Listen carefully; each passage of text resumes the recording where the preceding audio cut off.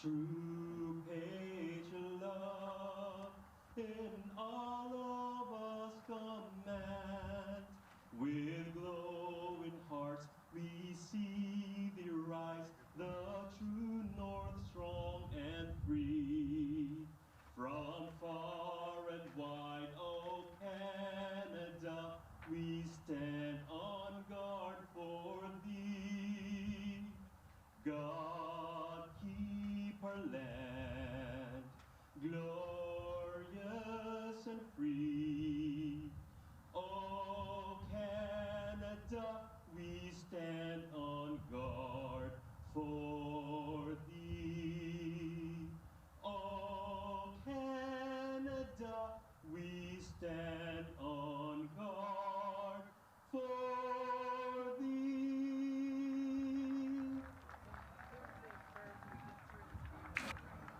Your Gamecock weather tonight is 12 degrees in first pitch under cloudy skies. Northwest wind gusting to 35. There is a slight chance that we could get wet before. Cloudy skies here on a Friday night as we welcome you inside the ballpark here at Curry Field in Regina, Saskatchewan. Donovan Mace alongside Jared Klein for this one.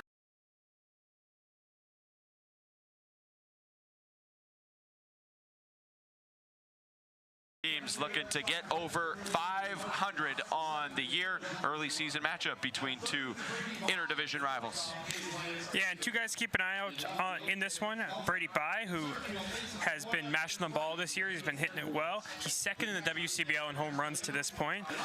And on the Beaver side, Rob Gurney. Rob Gurney's got a 7-game hit streak going right now. Look for him to extend that early and try to get the Beavers on the board here in the top of the first, maybe. Regina coming off a big win last night against Saskatchewan, a game which the pitchers fanned 16 batters. They're going to be looking for a repeat performance on the mound, and they'll do it with the starter, Daniel Crabtree, kicking things off. Yeah, and Crabtree comes into this one with 10 innings pitched on the season. He's given up 8 earned runs in that time. He's also struck out 5 and walked 5. But of note, really, for Crabtree is how he bounced back. His first start wasn't the best against the Medicine Hat Mavericks. He would tell you the same thing, but when he came back out for that next one, he pitched quite well. In his first start, he only went 4 innings, but in his next one, he went 6, only allowed 3 hits, gave up only 1 run. It was earned, and he made 4 guys whiff and only walked 1. So a much better outing in the second one, and Crabtree's going to look to build on that as we get ready for baseball here on a windy Friday night. First batter he'll face tonight is Hugh Montgomery for Cam Williams Beavers. Batting second tonight will be Joe Medill. Austin Boylan bats third out of right field. Braden Mayencourt, the third baseman, bats cleanup. Colt Sussex Uphold bats fifth for Weyburn. First pitch here inside. Ball number 1 from Crabtree. Batting sixth is Robert Gurney. Anthony Cortese will bat seventh with Will Sevier batting eighth and Ryan Weaver rounding out that Beavers lineup this evening. Regina 5-5, Weyburn 4-4. Two teams looking to climb over 500. This one poked into right field, into the wind. Out there in right is Kreklowitz, who makes the grab for out number 1. Good start for Crabtree. 3 pitches for the first out. Yeah, and just looking at the defense here for this Red Sox team across the outfield, left to right, you have Deskalchuk, Tafoya, and Kreklowitz. And then you have Bai, Anderson, Samard, and Cox left to right on the infield. And Daniel Castellanos making only his second WCBL appearance of the season. The batter he made for Daniel Crabtree. Joe Medill steps in. 0 for 4. Now, Weyburn has had 3 straight nights of rainouts. They were supposed to be here on Tuesday night. That game, storm canceled. They were supposed to host Regina on Wednesday night in Weyburn. That one, rain canceled. And then last night they were to play the Moose Jaw Miller Express in Moose Jaw. That one also rain postponed. So Weyburn has not played since Sunday when they lost to Saskatoon. Pitch here from Crabtree, 1-1. Sorry, count was 1-2. First punch out of the night for Crabtree. Yeah, good pitching here from Crabtree to start. We mentioned how he's going to look to build off of his last appearance, and so far so good. Got an easy fly out there to the right fielder in the first at-bat, and now he gets Medill to whiff. Austin Boylan, 5 for 27 here early in this season. Called strike. Behind the plate is Warren Burrell. Down the first baseline is Elmer Jerkovitz. And got an early delay here for a ball coming from Red Sox bullpen. Someone already warming up down there. Interesting. Yeah, it is interesting because usually Crabtree does multiple innings, and he's a starter. Check swing, check down, did not go around. So it'd be very odd for the Red Sox to use him in an opener capacity. 1-1 pitch here from Crabtree, fouled back for strike number 2. Crabtree looking sharp here early in this ball game.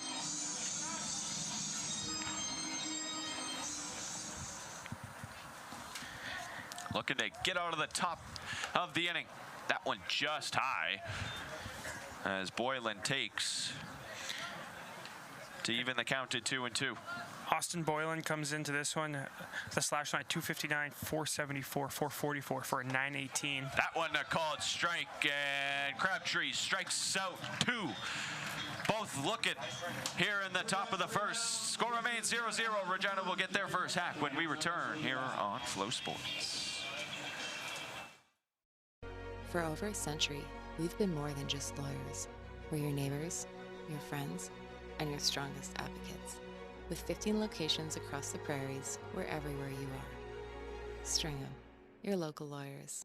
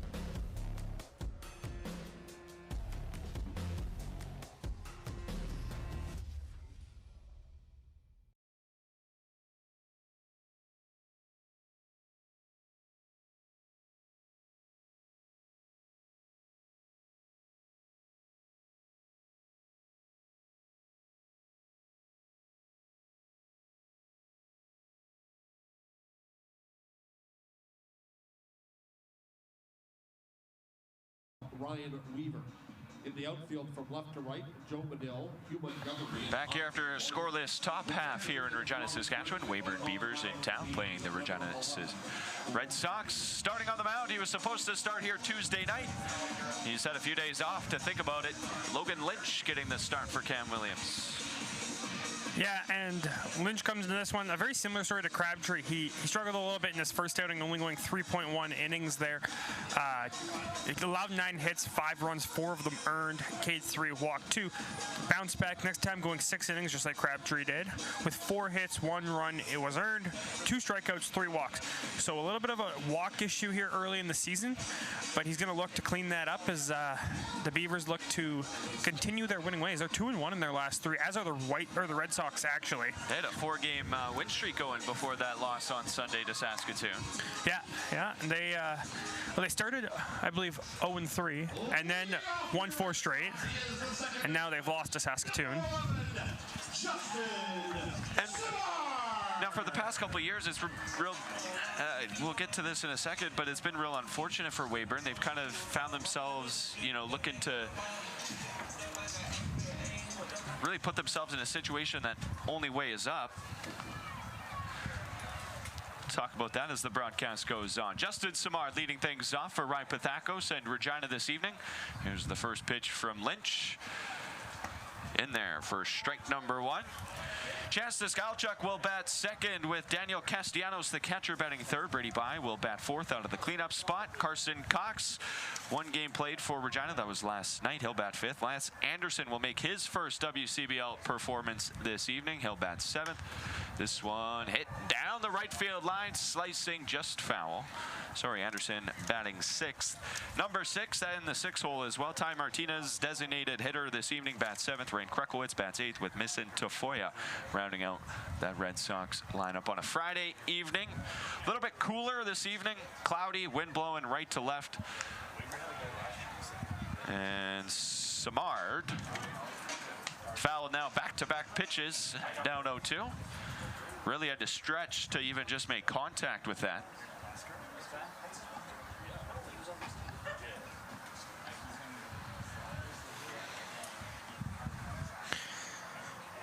Justin Samard has been one of the hottest hitters for this Red Sox team, and that's why you see him leading off for this team as well.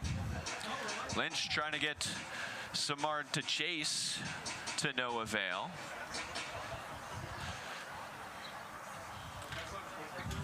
Lynch out of Reinhardt University, where he's a senior for the Eagles.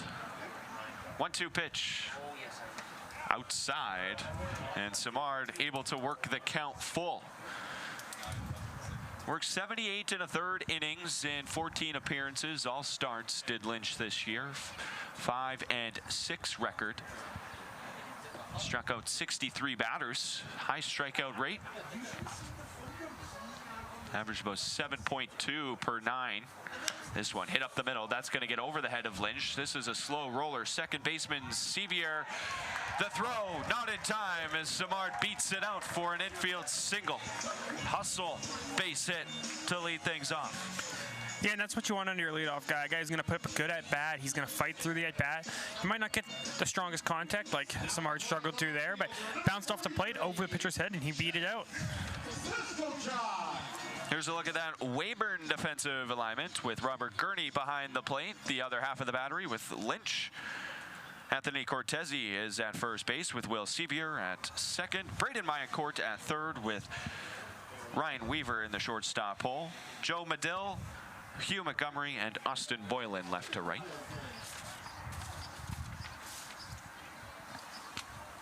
As Chance Deskalchuk steps in, first pitch swinging. He had a heck of a night last night, 4-for-4 effort with a important RBI base hit in the 8th inning, which gave Regina a little bit of insurance to be able to lock down that game against Saskatoon last night. Takes a called strike on the outer part of the plate. Does Deskalchuk here. Yeah, and a guy who struggled a little bit in his first few outings this season, but since then has really gotten going his last 2 games. You mentioned last night a 4-for-4. Just before that, 2-for-3 with a walk in there. And he's called out on strikes here for out number 1 in the bottom of the first inning. Great little pitch there from the Reinhardt Eagle. The catcher, number 3,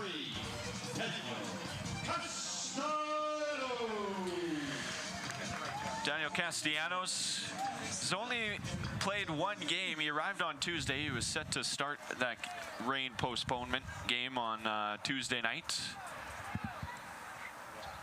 But in last night, his first appearance, takes a ball outside, first pitch here. But you could just tell the feeling on defense with him behind the plate was so different for Regina. Only 1 attempted steal by Saskatoon last night. Castellanos caught the runner. Should know too, Regina had 6 stolen bases themselves last night. Samard dancing at first. Lynch to the plate. This one hit up the middle. Double play ball for this shortstop. Weaver takes it to the bag himself. The play at first, though, not in time, as Sevier and Weaver. A little bit of miscommunication there between the second baseman and shortstop. Yeah, and as we watch this back here, we see the shortstop kind of looked like he was going to take it, and I couldn't decide if he wanted to flip it, but Sevier, the second baseman, was there and prepared to take the ball from him, and just that little bit of miscommunication causes a fielder's choice instead of an inning-ending double play for the Beavers. Brady Bye, 5 games now without a home run, which first base swinging here towards Sevier, and he'll take it to second base himself. One pitch, one out to get Brady by as Lynch gets through the bottom of the first. Scoreless. We got donuts on the board as we head to the second. Stay with us. Plenty of baseball left here on a Friday night on Flow Sports.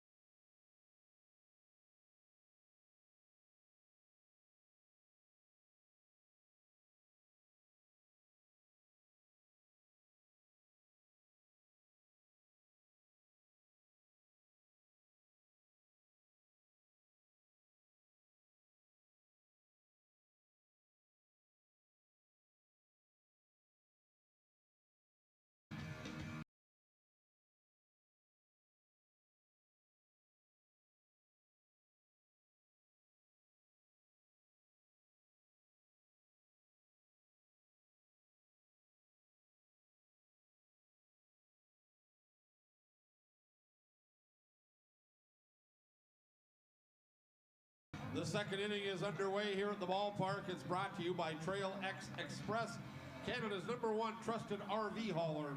We bring the summer to you. Fans, tonight's beer batter will be coming up in this second inning. He is the designated hitter tonight, Colt Sussex Uphold. If he fails to reach base, beer will be 2 for $12 for 5 minutes, courtesy of our friends at Pump Jacks. Now at the plate for the Beavers to start their half of the second inning. The third baseman, number 7, Regina. Top of the second inning in a scoreless ball game here. Regina Red Sox, Weyburn Beavers. Beavers second chance here to try and get on the board. First pitch swinging is Brady Mayencourt. Lance Anderson. First play over there at shortstop for Anderson. And he throws a strike to get Mayencourt. And a good day play there for the shortstop Anderson. As you mentioned, he just arrived yesterday, I believe, right? I believe this afternoon, actually. Oh, this afternoon. I thought he had arrived yesterday. Well, welcome to Regina, Lance. Good play there to get started. I don't know if that stands for hot chocolate later on.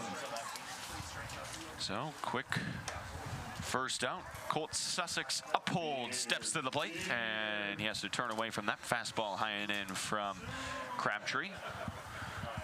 Little bender there. This one also hit towards Anderson, picks it up on a couple hops, and he shows off the arm once again for out number 2.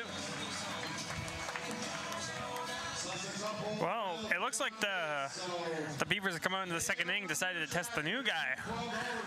But it's not like he wasn't getting ready. He was down south and he was playing in the college baseball tournament down there, that Division I tournament with Little Rock University.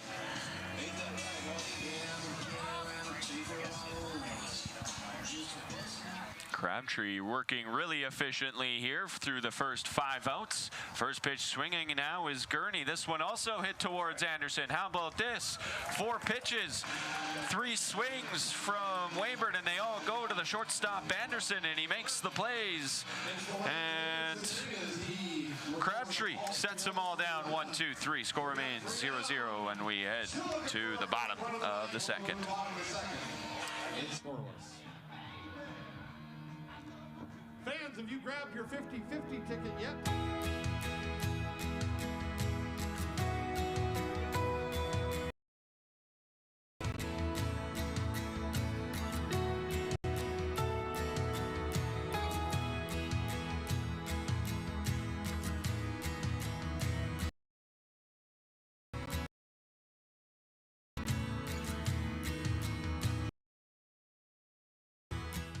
Hey baseball fans, make sure to stay up to date with your favorite teams across the league by subscribing to the WCBL YouTube channel right now. We have tons of free coverage for you over there, including daily highlights, full archived game broadcasts, daily game day previews, plus the WCBL report with myself and Joe McFarland every Wednesday. It's all in one spot, the WCBL YouTube channel. Subscribe today.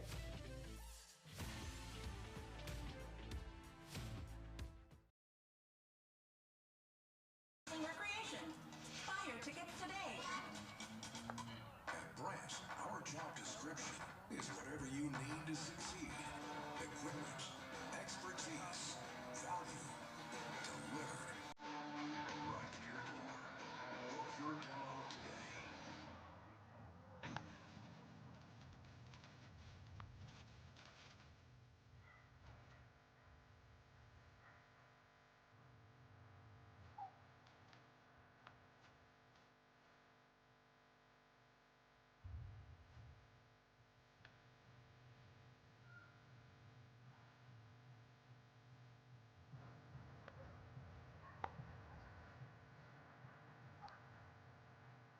And this game just is rolling. We haven't even been playing for 20 minutes yet. We're already through 3 half innings. Bottom of the second. After Daniel Crabtree needed just 4 pitches to get through the top half. I think if he just keeps rolling him right to shortstop, that seems like a good idea tonight. Yeah, I'm sure the Red Sox will take it, and I'm sure Lance Anderson will take the reps. He's getting up here. He's playing on this field for the first time, and every field plays a little bit differently, so take a few reps out there and make sure you learn the field that you're playing shortstop at. Carson Cox, Lance Anderson, and Ty Martinez, the duo up here. Bottom of the second inning. First pitch from Lynch, a little low as Cox takes it. Cox we're trying to think that Anderson arrived yesterday. Well, Carson did arrive yesterday and played last night against Saskatchewan, where he went 0 for 3. And that is lone game played. Just, I believe he had a pop-up, a ground out, and a fly out. Yeah, I was trying to find some information on him as well, and it looked like he only had 1 at-bat this year in college. Must have reached on a fielder's choice or something, because he had a run scored, but he did not have a walk or a hit. So I'm guessing he reached on a fielder's choice or an error or something. But he's going to look to grow his game a little bit here and hopefully start to get a little bit of a hot streak going tonight. Maybe start with a base hit right here. Little delay here after he fouled the 2-1 pitch off the mask of Gurney, and the umpire, Warren Burrell, allowing the catcher a little break here to regather himself. Back to the action at hand. Here's the delivery from Lynch. In there for strike number 2.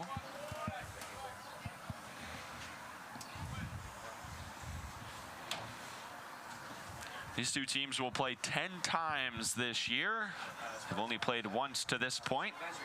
This was to be their 3rd meeting of the season. However, that went well outside. Cox lays off and he works the count full.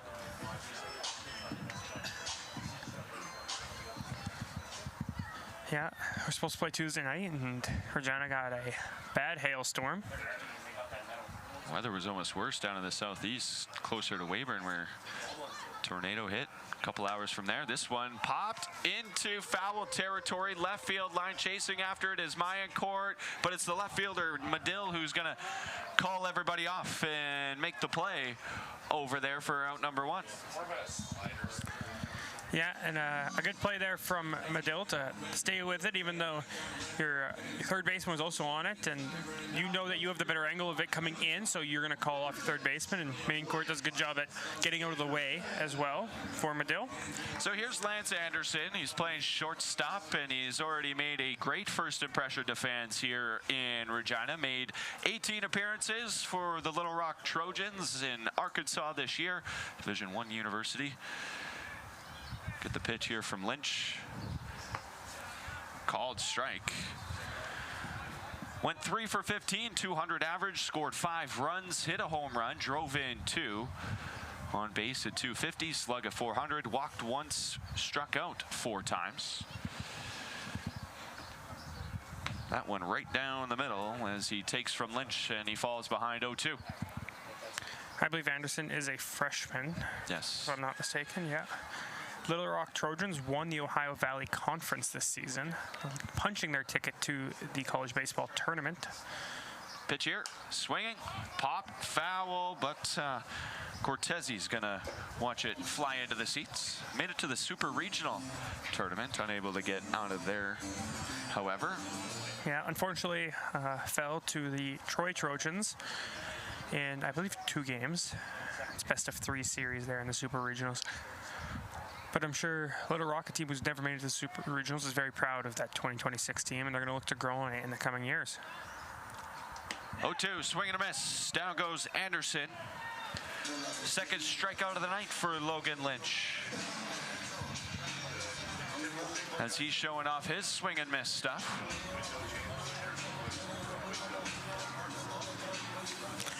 Yeah, to this point in the game, each pitcher has 2 strikeouts. For Lynch, 1 coming in the first, 1 coming in the second, and for Crabtree, both of them coming in the first inning. Brings Ty Martinez, DH here this evening, to the plate. Left-handed bat. Last played back on Sunday in that win over Swift Current, where he went 1 for 3. Came across to score twice and drove in a run as well. Comes into tonight batting 7 for 26, 269 average, 2 doubles, 3 driven in, 3 walks, 8 strikeouts. And he's also stolen a base. The on-base percentage is over 400 despite that 270-ish average for Martinez. Yeah, and you'll find because Martinez is only going to swing at pitches that he thinks he can hit. He's not going to expand the zone. He's not going to give you any strikes. If you're out there on the mound, you have to come in. And he's got a base hit here with 2 outs as Regina looks to rally here in the second. Just took it right back where it came from, right up the middle past Lynch. Yeah, and as we talked about, he's not going to expand the zone. He takes one right at the bottom of the zone, little above the knees, and drives it back up the middle and gives the Red Sox a 2-out base runner here. In steps another left-handed bat in Rain Kreklowitz. 1 for 4 last night. Drove in 2 runs on an RBI single early in that ball game, which really helped Regina climb out to that lead.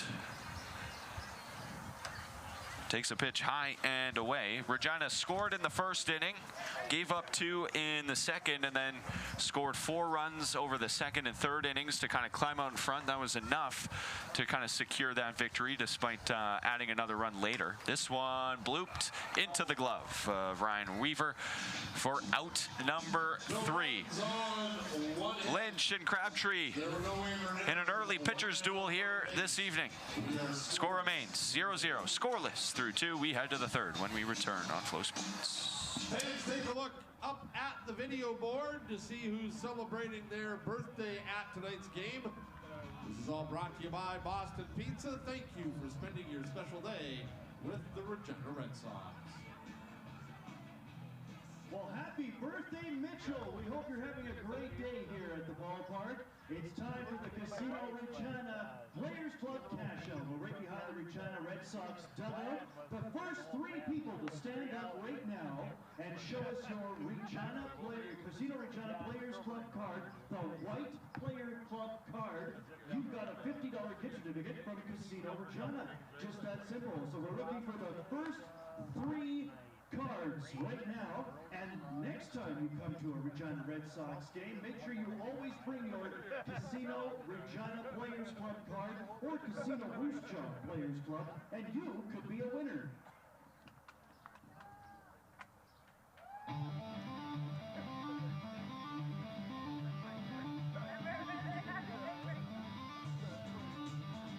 This third inning is brought to you by E-Call Electric, proudly supporting the Regina Red Sox. At the plate, the first baseman, number 33, Anthony Cortesi.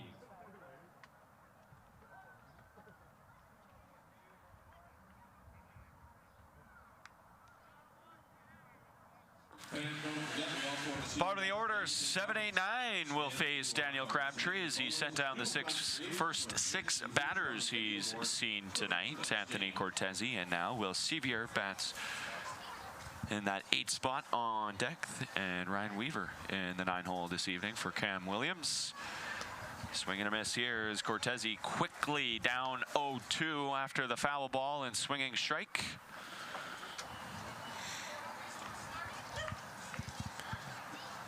And Crabtree off to a very strong start here. And he gets Cortese looking. Bat doesn't even get off the shoulder on that pitch. Beautiful. Yeah. 3rd strikeout of the night already. And all of them looking so far. When he's getting his strikeouts, the Beavers are leaving their bats on the shoulders. He's inside the strike zone. He's making them earn it. And he's not going to give any free passes early in this one, at least. And it's working out well for him. He's got some weak contact to shortstop and then 1 fly ball. And other than that, he's got 3 strikeouts. Gets a con strike here against Sevier to start things off. This is Crabtree's 3rd season with Regina. Now, he was here in 23 and in 24. Was not a part of the team last year. And then coming back here after his senior season with the Point University Hawks, where he was a teammate with Brady Bye, in fact. Pitch here. That one taken for a strike. 2024 was a better season for Crabtree. 4-3 record with a 4.5 ERA. But that season, he had 2 complete games and 1 shutout. He actually had 4 complete games in 2023, I should know. That one away, and the count runs full. Actually, I remember one of those complete game shutout that he threw here. I was a fan watching that game, and that was the first time I'd seen Crabtree play. I was just so shocked. This one, looper over the shortstop Anderson's head and into center field. First base hit, first base runner for Weyburn. Yeah, and we talk about Crabtree going to make a batter earn it, and well, Sevier did not get a laser into the gap. He earned it by getting the bat on the ball and finding a way to get it in play. Just kind of poked it into the outfield over the infielder's head. That brings the number 9 hitter Ryan Weaver to the plate. Outside first pitch. Maybe if you're Castellanos here, trying to get Crabtree to get something low in the zone, get them to roll back over to Anderson, who's been Weaver on Sunday went 1 for 2, scored a run, and struck out against Saskatchewan.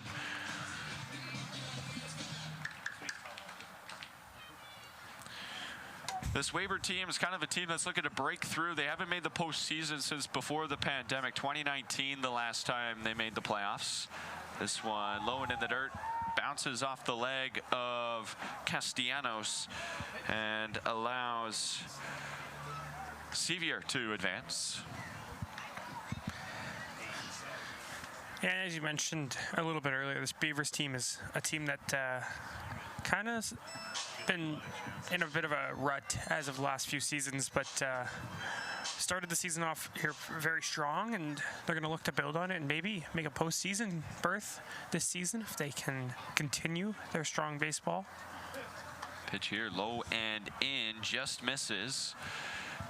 And I mean, it's early in the season, and it seems like, you know, this East Division has just been kind of dominated early by Saskatchewan. So if you look at the standings, Weyburn would make the playoffs if the season ended right now.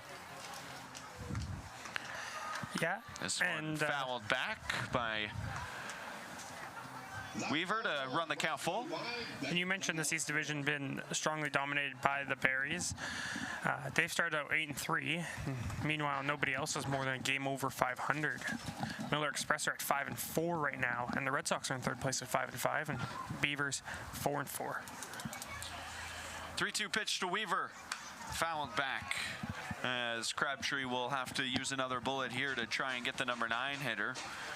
After rolling through the top of the middle part of this order, the bottom part for Weyburn has been giving Crabtree a little bit of a fit.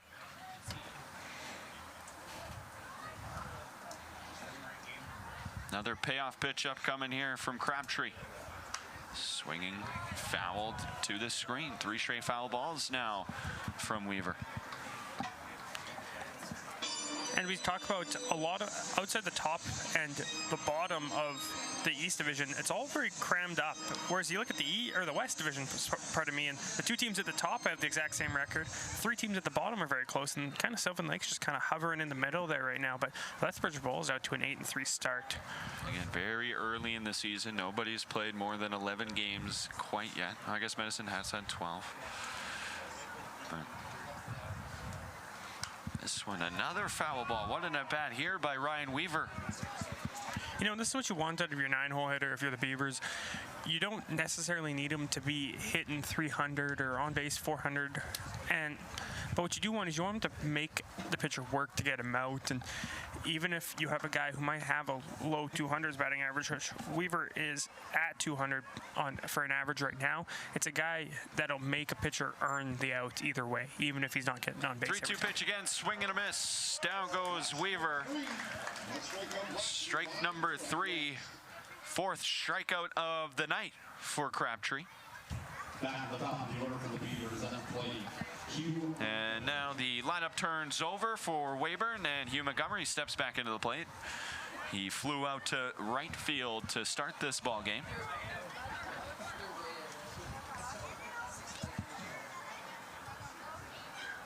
That one just misses. Says Warren Burrell behind the plate. That gives Montgomery a 1-0 count. Short porch out and right looks enticing, but today the wind blowing in from that direction of the ballpark. That one right down the middle as Montgomery takes to even the count at 1-1. Montgomery comes into this at bat with 8 RBIs on the season. He's going to look to extend that to 9 here and put the Beavers on the board first. It's actually among the team leaders for Weyburn. Odd out of the leadoff position, a guy that drives in a lot of runs. That one called a strike.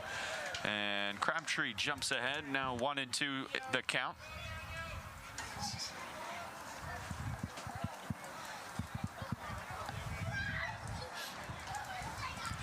Quick look back at Sevier leading off a second. Comes to the plate, fouled off.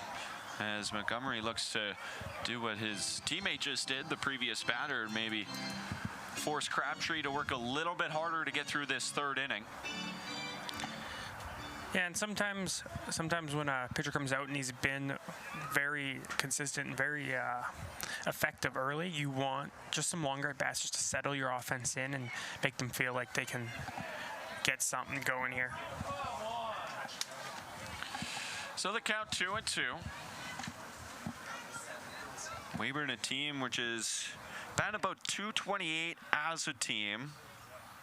Hit 4 home runs. Their run differential right now is -19. Although those numbers kind of inflated by a couple blowout losses to Saskatchewan. 2-2 pitch. Outside, runs the count full. Yeah, we kind of had a conversation about that after they had beaten Saskatchewan. The Red Sox were not playing the Beavers, but we were in the booth together, and we talked about how they got blown out a couple times by the Berries and bounced back and ended up beating the Berries to hand the Berries their first loss. They played them 4 times in a row. 3-2 pitch called, strike 3, as Montgomery will walk back to the dugout. 1 hit, no errors from the Regina defense, and Crabtree strands a runner on second base. Score remains 0-0, bottom of the 3rd when we return here on Flow Sports. It's time for tonight's baseball bingo numbers. Get your cards ready and listen closely as we read out the latest numbers. Good luck to everyone. You can scratch off these numbers: 2, 6, 7, 9, 11, 12, 18, 26, and 27. Complete all 9 squares, get a blackout, bring the page to the official scorekeeper. The first verified complete card wins. Find your fun at Casinos Regina and Moose Jaw. For over a century, we've been more than just lawyers. We're your neighbors, your friends, your strongest advocates. With 15 locations across the prairies, we're everywhere you are. Strong, your local wires. Those are baseball fans.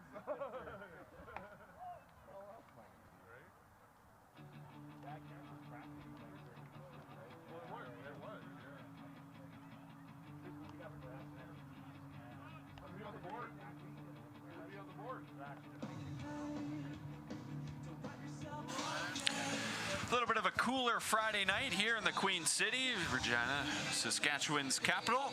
But where else would you rather be than right here at the ballpark, watching a little bit of Western Canadian Baseball League action? Thanks for tuning in here on Flow Sports. Donovan Mace alongside Jared Clyde bringing you this one. Someone looking to break through on the scoreboard. We're locked in a 0-0 tie as Logan Lynch steps back onto the mound. He'll face the 9-1-2 hitters for Regina here in this inning. Starts off with Mason Tafoya. Tafoya shows bunt, lays down a good one into the grass, picked up, and the throw is a bullet from the third baseman, Mayencourt. What a play. Yeah, and Tafoya there tried to catch the Beavers sleeping with a little bit of a drag bunt there, and not quite able to get there in time, but close play with the wheels of Tafoya. Saw Regina try to do that last night against Saskatchewan, laid down a couple bunts, and were able to get a couple base hits off of it. That one just maybe rolled through the grass a little bit longer, further than Tafoya was hoping for, and the two last night that they laid down were, they just nestled into that infield grass. Yeah, we've seen the bunt and the small ball start to come back in baseball, even at the major league level. Saw somebody talking about it, and they said, well, defense is, because offenses stopped doing it, defense stopped practicing bunt defense. So if they don't know how to stop it, you might as well start doing it again. Samard pokes this one into center field. Chasing after it is Montgomery, but it's going to drop in front of him. And Samard 2 for 2 early in this affair. Now the play, the left fielder, number 43, And now with that, I feel the need to point out that in the last meeting, they were scoreless through 3.5 between these two teams, or 2.5, pardon me, and the home team at the time, Weyburn, came through in the bottom of the third to score the first run of the game. So maybe Regina gonna be able to replicate that kind of situation here. Justin Smart went 0 for 4 last night, so I don't think he wanted to wait too long to not get on base this evening. Try to pick up that effort from last night. 0-1 pitch, popped on the infield. First baseman Cortezi, he's going to get called off though by Sevier, and Sevier able to make the grab for out number 2 here. And you mentioned 0 for 4 last night, and Smart already bounced back with a 2 for 2 so far tonight.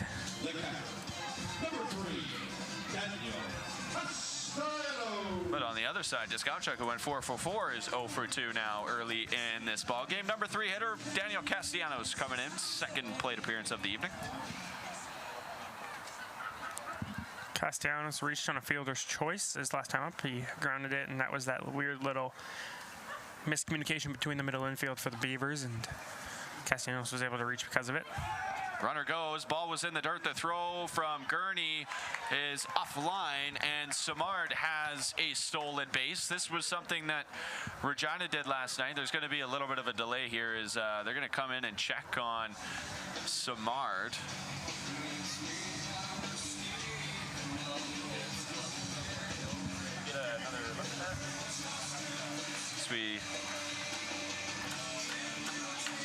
He looks like he's okay. Just maybe needed a second to kind of regather himself. I think when he slid in, I think Sevier fell back on him and kind of sat on him awkwardly. Let's take a look here. And maybe jammed his finger up a little bit. I'm not really sure. Kind of an awkward play there for Sevier to be able to scoop that out in the position he was in. Counts 1-0 to Castellanos from Lynch. Here's the pitch. Swing and a miss. Nice little breaking ball. Looked like a slider that Castellanos was not able to pick up. Swung actually underneath it. Maybe thought it was going to break more. Yeah, it kind of looked like one of those ones where you saw the spin coming out of the hand, but it kind of backed up, and because of it, he missed it because he thought it was going to break more. Went back to that same pitch. Castellanos able to make contact this time as he tips it back to the screen. I don't imagine Lynch maybe goes back to the well here 3 times in a row. Yeah, you get dangerous, especially when neither of them really broke, I think, the way that Lynch wanted them to. I think maybe went back to the well there because he got the swing and the miss, but now it's been touched by Castellanos. You probably want to avoid that and maybe go to a fastball or something a little harder. Gurney set high and in. And that's where they went with the fastball, but Castellanos takes it. 2 outs here, bottom of the 3rd inning. Counts 2-2 to Castellanos. Justin Simard with a 1-out single and a stolen base, leading off a second. Lynch trying to get through the first part of this ball game with the score still scoreless. This one to Weaver. The throw over in time. And the pitching duel continues here early at Curry Field on a Friday night. Western Canadian Baseball League continues on Flow Sports. Red Sox nothing and the Beavers nothing. Let's send it down to the field for the Save On Foods race. Thank you so very much, Mitch. It is the Save On Foods Unreal Deal Race. Boy, we have got some excited kids ready to go here tonight. We have got Mitchell, the birthday banana. He is going to be one of our racers tonight. We have got Ari, who's the hot dog. And we have got Jake, who happens to be the watermelon. And this is for a chance to win a Regina Red Sox prize pack and a $50 gift card to Save On Foods. And if they're going to be doing the shopping, there's going to be a lot of chocolate bars, chips, and candy, I think, going into that shopping bag. Okay. Here we go in 3, 2, 1, and off! Here we go. They got to run to cider. They've got to do a complete circle around K9.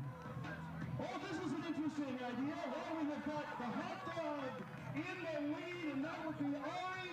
And the birthday banana takes a bit of a tumble. He slipped on his own peel, I guess. I don't know what happened there. But a big round of applause for Jake, Ari, and Mitchell, Curry Field. And Jake, way to go. And Ari, you got yourself a $50 gift card to Save On Foods.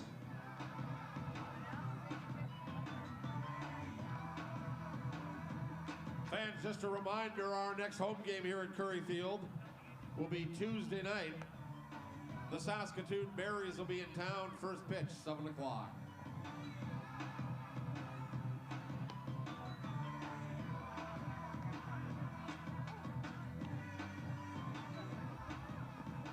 The 4th inning's underway here at the ballpark. Thanks for being with us and enjoy the rest of tonight's game.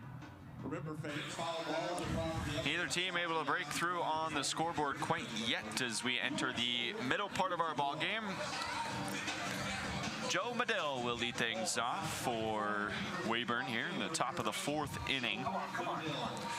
290 average coming into tonight, 9 for 31 on the season. He does have 3 extra base hits, including a home run. He's only driven in 3 runs, though. This one popped in the air, left field. Chasing after it is By, looking over the shoulder, but it's actually going to get to the left fielder, Diskalchuk, for out number 1. First pitch, first out for Daniel Crabtree as he looks to continue his good start.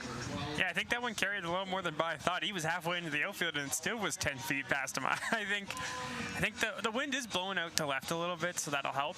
But I think By thought it was going to land about 8 to 10 feet behind the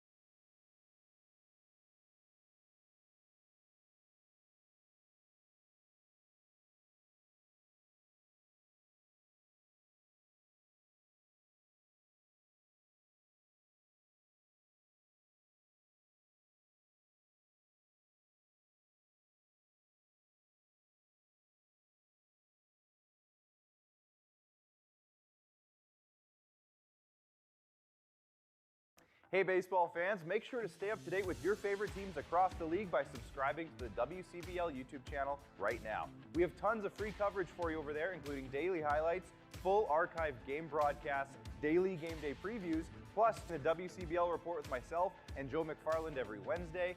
It's all in one spot, the WCBL YouTube channel. Subscribe today.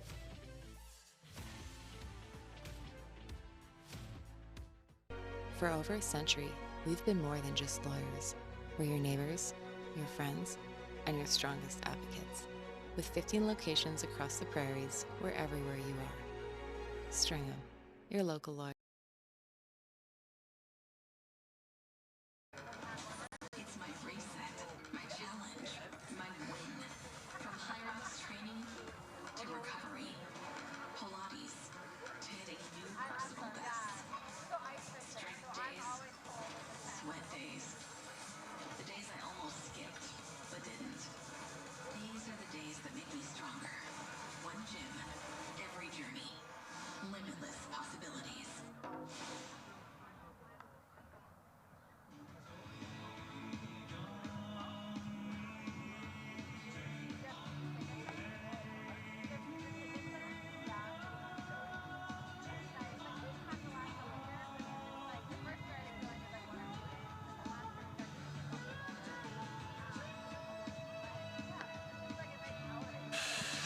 Still looking for our first run of this ball game as these two teams.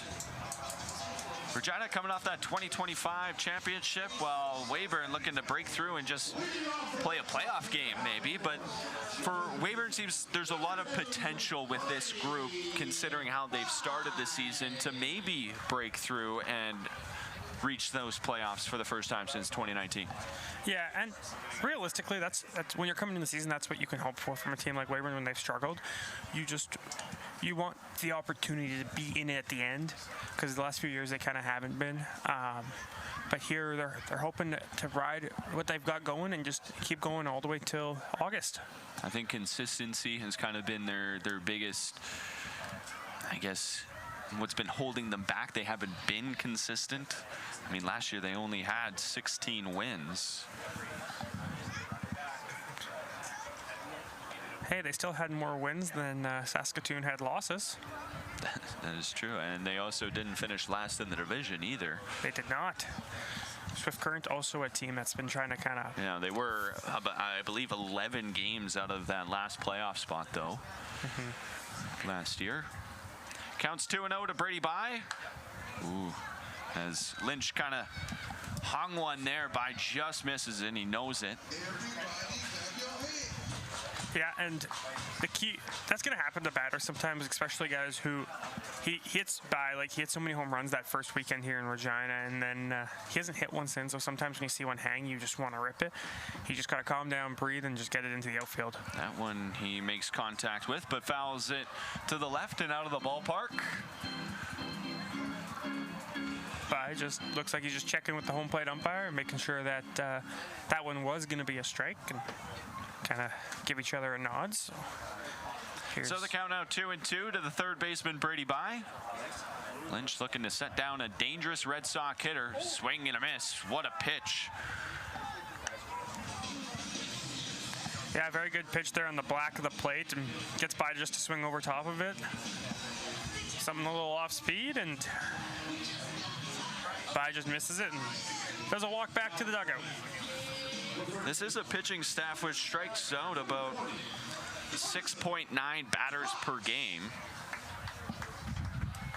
Now on the other side, their batters have struck out more than 10 times per game on average.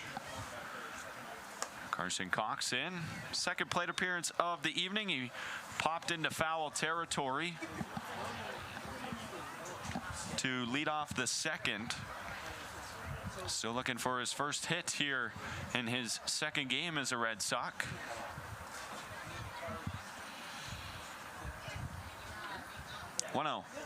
This one hit into center field. It's carrying back to the warning track at the wall. Making the grab is Montgomery, as he had to go a long way to make that one.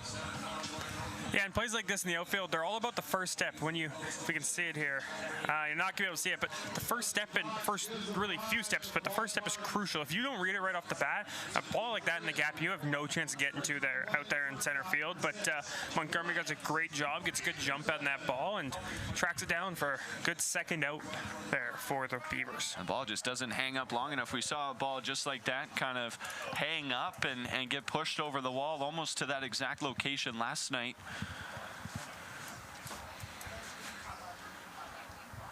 In steps now Lance Anderson as he takes a first pitch strike.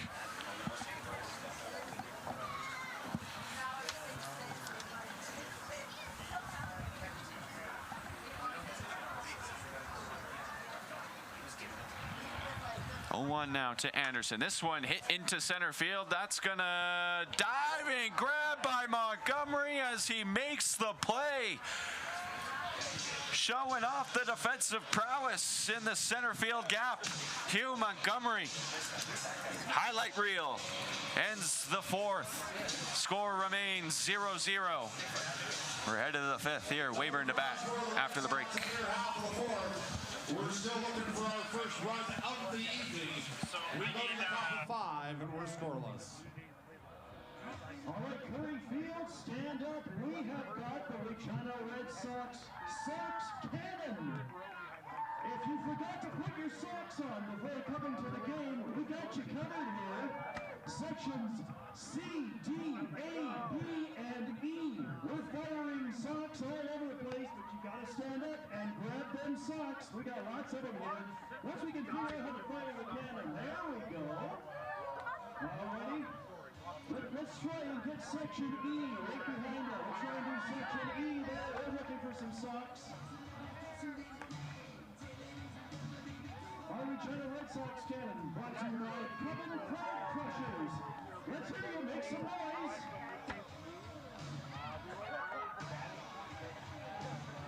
Regina Red Sox and Sandals go very well together.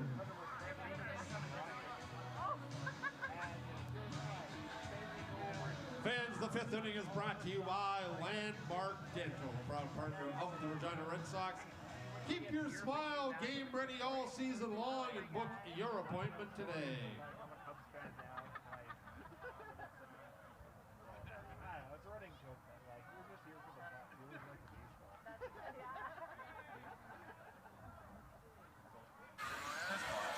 Already has proved to be a tough night for the Bats. There's only been 2 base runners get to scoring position as we continue to have a scoreless ball game. First pitch here from Crabtree gets away from him and hits Colt Sussex Uphold.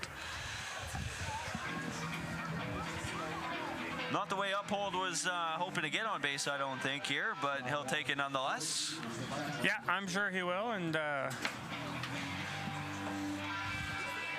you know, especially after an 0-for-3 last Sunday when they last played, it hasn't gone on base in over a week now because they haven't played all week pretty much.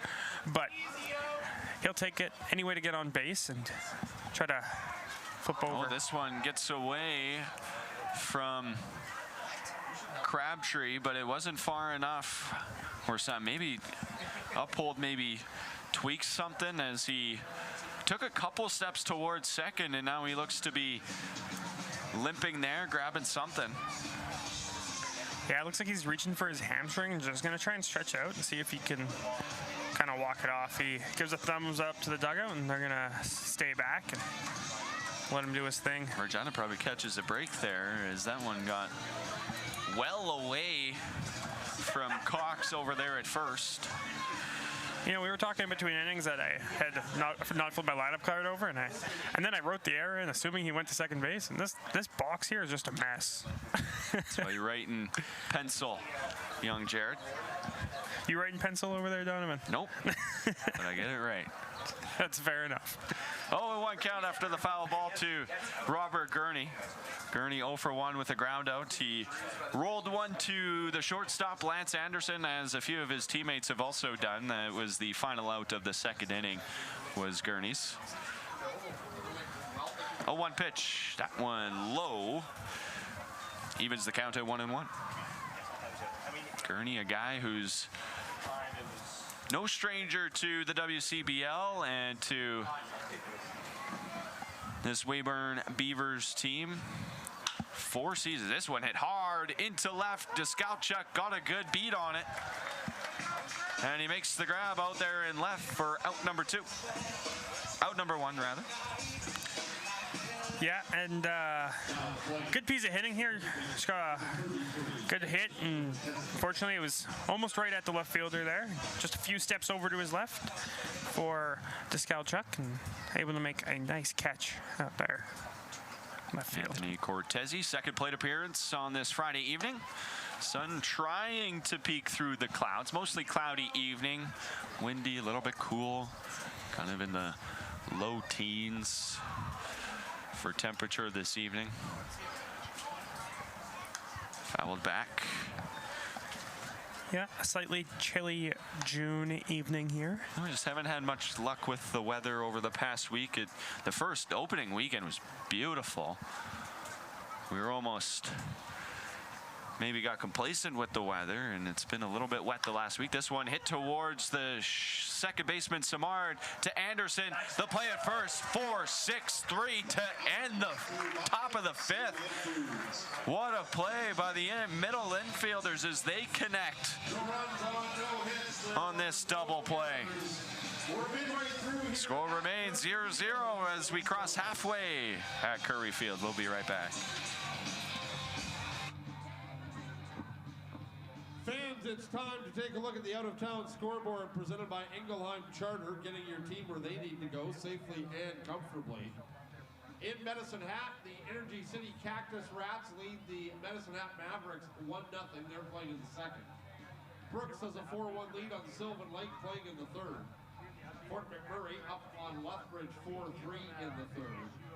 Down the road in Moose Jaw, the Moose Jaw Millers and the Saskatchewan Berries are tied at 3. In the fourth, Swift Current and Okotoks are tied at 2.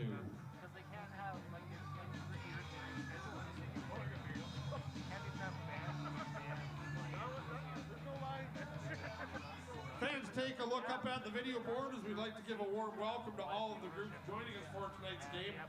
Thank you for your support and being part of the action here at Curry Field.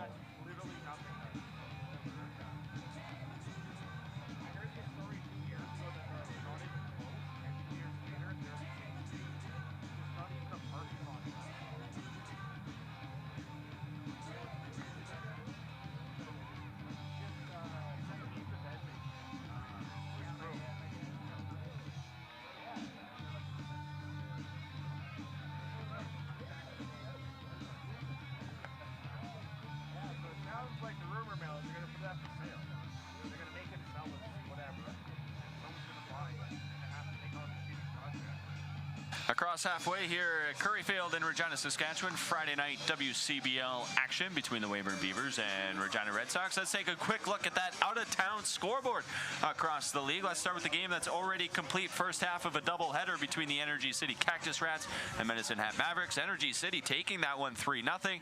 They're in the bottom of the second, currently in game number 2. Energy City is leading 1-0. In Brooks, the Bombers leading the Sylvan Lake Gulls 4-2.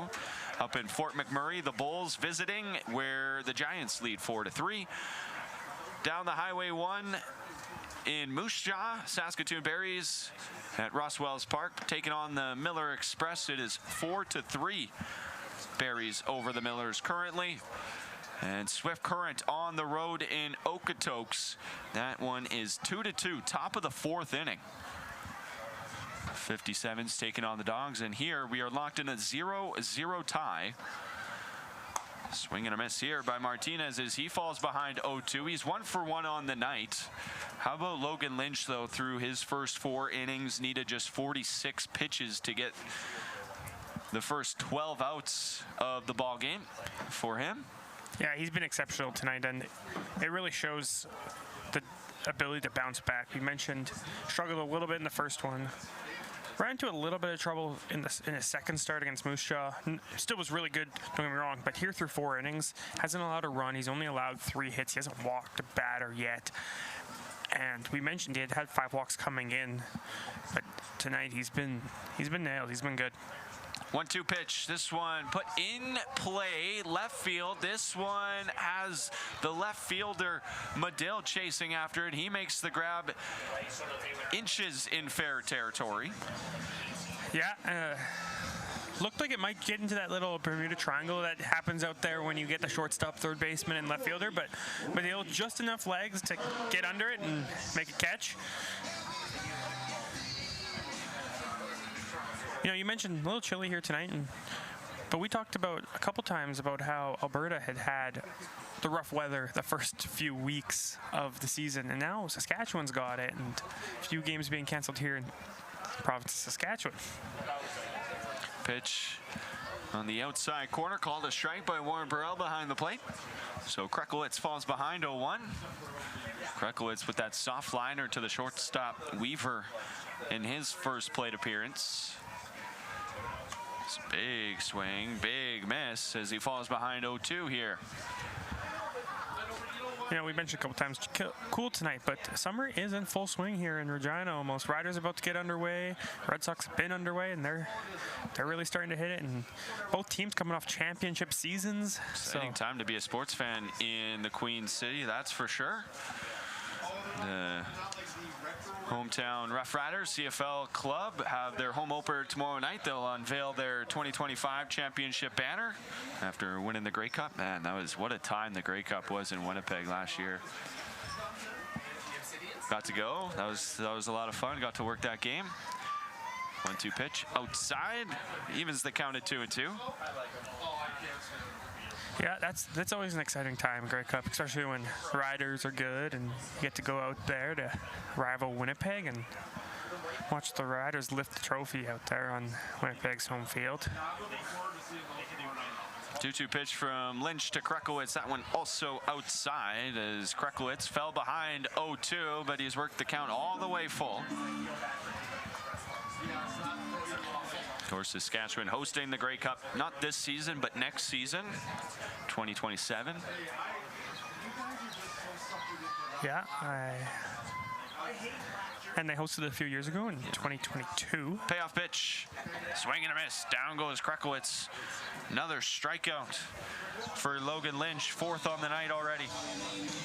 Both pitchers here tonight have been quite exceptional. Get guys to swing and miss or look at strike threes in the zone. Getting some weak contact, some easy fly balls for their fielders. Really keeping everybody involved in a game that there's not a lot of scoring, and it's been a good job by both these guys on the mound, both these righties. Regina's number 9 hitter Mason Tafoya is gonna try and get a rally going here with 2 outs in the bottom of the 5th inning. And he's first pitch swinging, looper into center. That's going to drop in front of Montgomery for a 2-out base hit. There you go, something going here for the Red Sox as the top of the order is going to come up. Nice piece of hitting here, just put it back up the middle and use the big part of the field to drop a base hit in there for Tafoya. And that extends a hit streak for Tafoya now to 6 games. He's had 7 hits over those 6 games now. And now 11 on the year. Yeah, guys really started to heat up here it's still the early part of the season, but a little bit later. Runner goes. Samar takes at the plate. Play at second. Tafoya in there safe. Another stolen base. Regina continues their aggressive base running. After stealing 6 bases last night, they're 2 for 2 here tonight. Just gets a hand in there. You know, I noticed this the last time when Samard stole in his last at-bat after he reached the second baseman, Sevilla. He sets up oddly. He sets up with his glove in front of him and doesn't allow, he has to now cross over his body to make the tag. And it's not a very common thing, and I thought it might come back to bite him eventually because I think that throw would have beat him and he been facing if he could have just laid the tag there instead of turning his whole body. Could it be more of a safety thing that he's worried about? Runner goes again, fouled back. I mean, it definitely could be if you're a second baseman, usually your best scenario is to kind of straddle the base, get your glove in between first and second base, and lay the tag that way. So who knows? Maybe he had one where he got taken out and had an injury or something, and he's just kind of doing it to protect himself, but. May cost him or Beavers some stolen bags against this season if he continues that way. Check to Foya back to second base. Counts 0-2 to Samard. Samard is 2 for 2 on the night with 2 singles. And he puts this one into center field, gives it a little bit of a ride. Montgomery moves a few steps to his left and makes the grab. Through 5, scoreless here in Regina. 0-0, the score remains when we head to the 6th after the break. Still looking for our first run of the night. All right, it's the Simba Cam, ladies and gentlemen. We're right over by section D right now. We got a number of dogs. Now, the way this works, you gotta hold it up just like you would if it was the Lion Kings. This is the Canine King, I believe, is what we're gonna be doing. Good luck trying to hold that dog up. We're gonna need a front loader for that one, I think. But this is the way it's gonna work. This is the big moment, ladies and gentlemen. And I think we're gonna start off with Canine over here.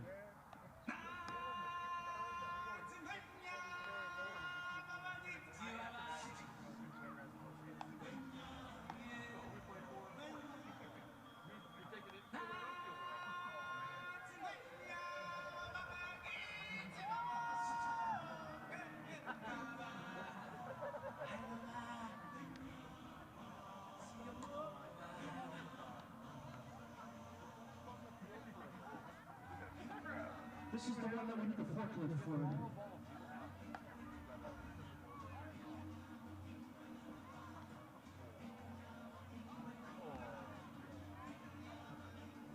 Fans, the 6th inning is brought to you by Micro-Age Regina, delivering IT solutions that are a home run for Saskatchewan businesses. With local service and trusted support you can count on. How about a round of applause for all of our dogs here tonight, ladies and gentlemen. They are good boys.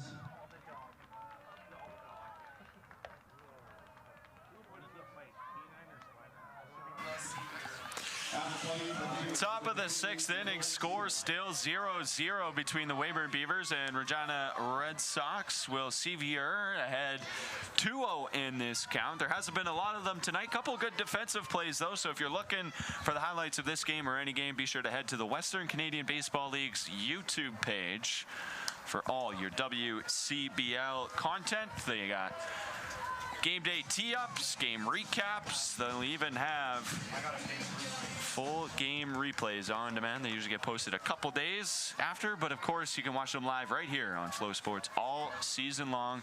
Jonathan Mace alongside Jared Klein bringing you this one. Thank you for joining us on this Friday evening, wherever you are. That one just misses. Leadoff walk for Will Sevier. First walk of the ball game for either pitcher.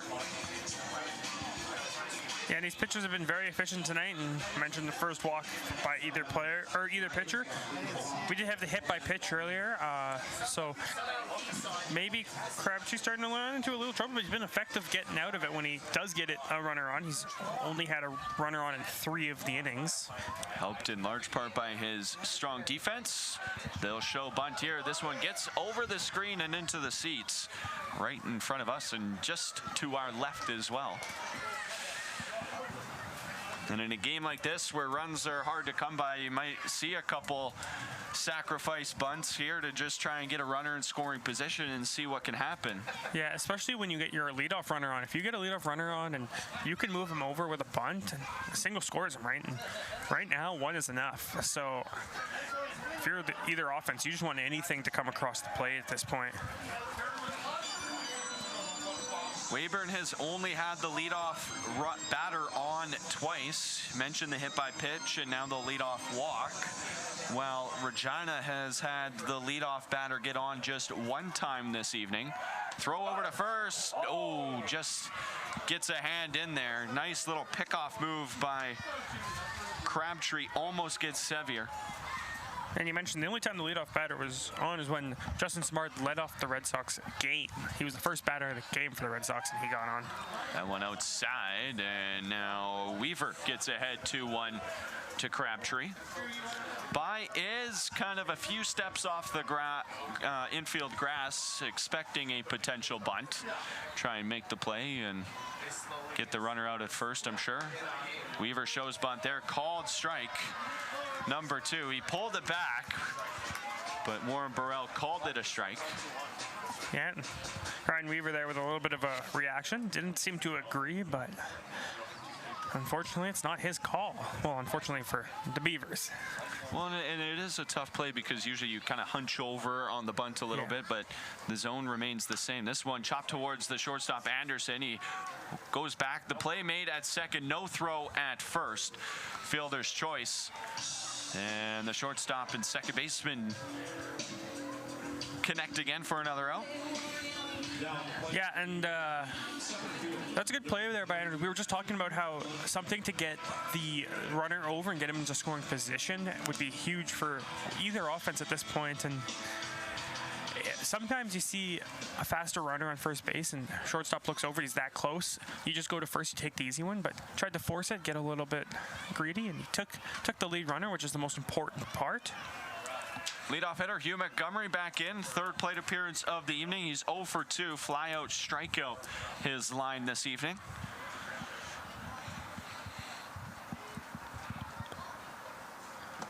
There's a pitch right down the middle. Just feels like who is going to flinch first, Daniel Crabtree or Logan Lynch? Yeah, it might not even be who flinches first. It could simply just be like with this offense of the Red Sox, and the Beavers offense has been quite good this year. They've been able to put up runs when they need to, and it could simply just be which pitcher makes mistakes or which defense makes a mistake, because the defense has been so good for both teams tonight, and one defensive mistake feels like it could cost you the game with the way this is going. 2-1 pitch, check swing, foul ball from Montgomery. It also too, Jared, just who is going to be able to take advantage of that first opportunity on offense when it comes, because it hasn't come yet.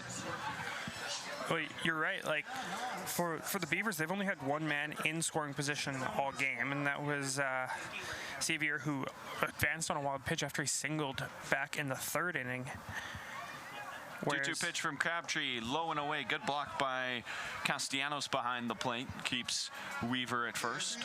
Sorry to cut you off, Jared. No, that's all right. Whereas the Red Sox have had 2 batters in scoring position. Justin Smart stole a base to get to second, and Mason Tafoya stole a base to get to second last inning. So those kinds of things, getting to second base early in the innings, are going to be important.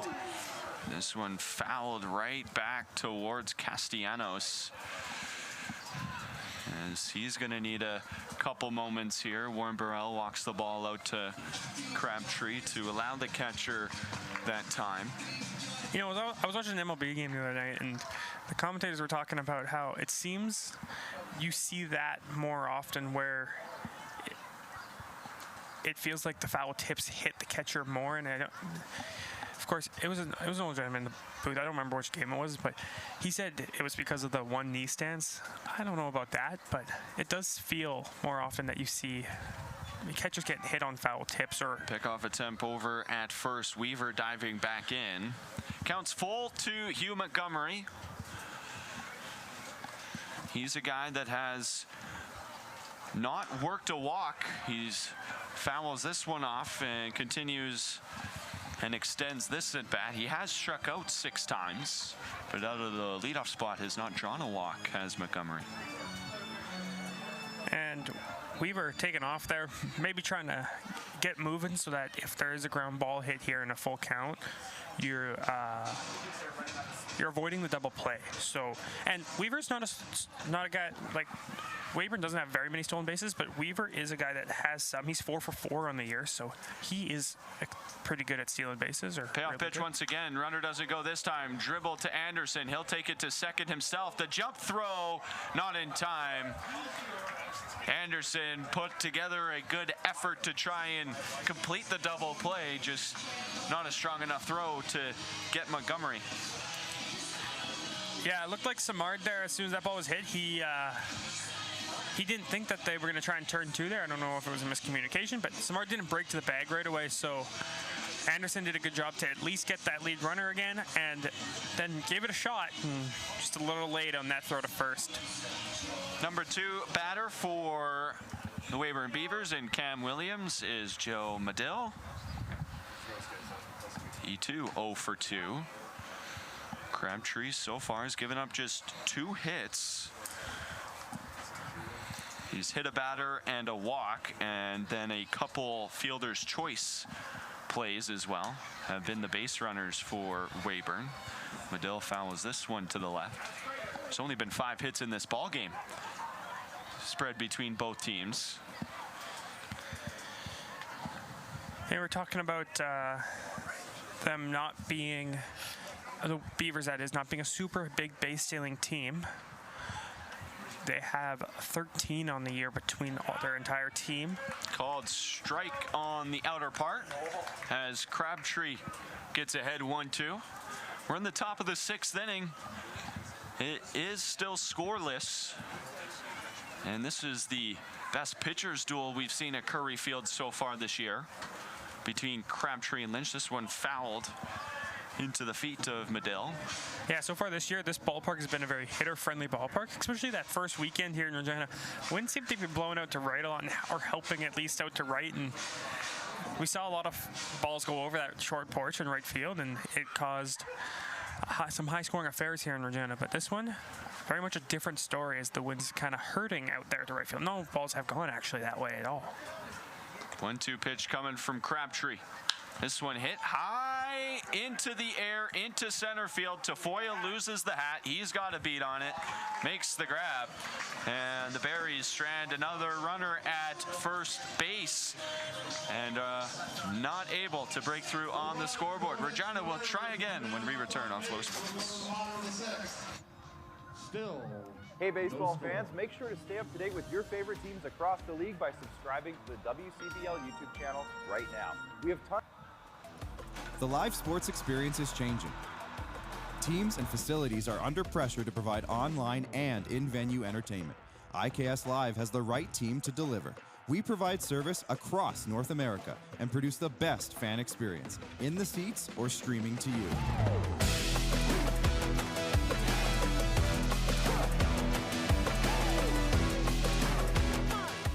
IKS Live continues to bring you the best seat in the house.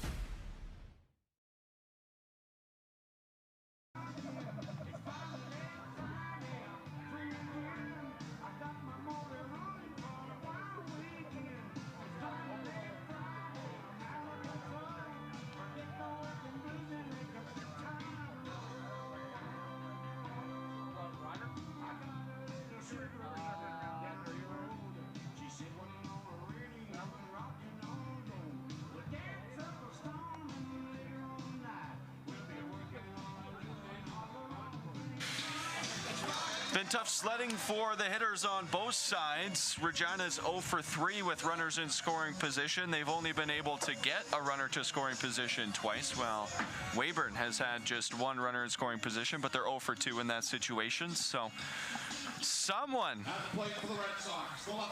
looking to break through. Feels like the first team to score could win this ball game. Yeah, and sometimes ball games just have a feel to them, and this one early on kind of felt like it might be a 1 or 2-0 game or 2-1 game. Deskalchuk first pitch swinging right back to Lynch on the soft grounder, and he's able to make the play, throwing it over to Cartesi. Score at 1-3, the putout. You know, I wasn't a pitcher growing up and when I was playing, but you have to imagine when both you and the other pitcher are playing this well, there's a little, you're not obviously not pitching to each other, especially in a league with a DH, but you almost feel like there's this competitiveness between the two guys, like, can I beat you out? Can I outlast you? So interesting to see how that lines up for the rest of the game. It's like quarterbacks in football where the quarterbacks never actually play against each other, but people are always comparing them, right? And so, you know, for instance, in my real job, you talk to quarterback of the Saskatchewan Roughriders, Trevor Harris, and be like,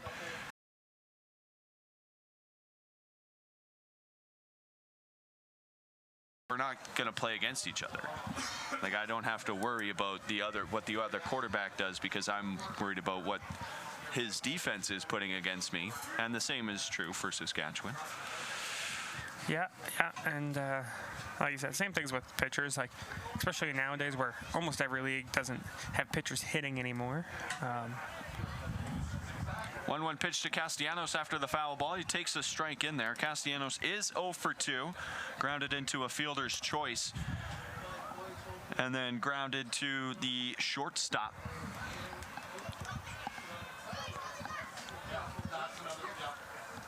Count 1-2 here with 1 out, bottom of the 6th inning.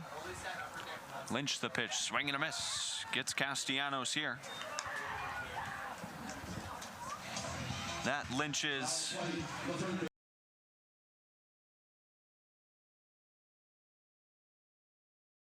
steps off for, like, every time the at bat ends, he just walks with so much confidence right now, and you can tell he's really feeling good out there. He doesn't feel like he's slowing down at all. He's going to go as far as he can into this one and really try to give the Red Sox fits for the next few innings. Lynch has set down 10 of the last 11 Red Sox which have come to the plate. And that includes Brady Bye, who struck out last plate appearance in the 4th inning. He grounded into a fielder's choice in the 1st, did Bye. Just seems like that's the line for most of these batters, just 0 for, or grounded into a fielder's choice, or a couple strikeouts. The pitchers have had the numbers of the batters tonight. 1-0. Fouled back as Bye tried to send one to downtown Regina.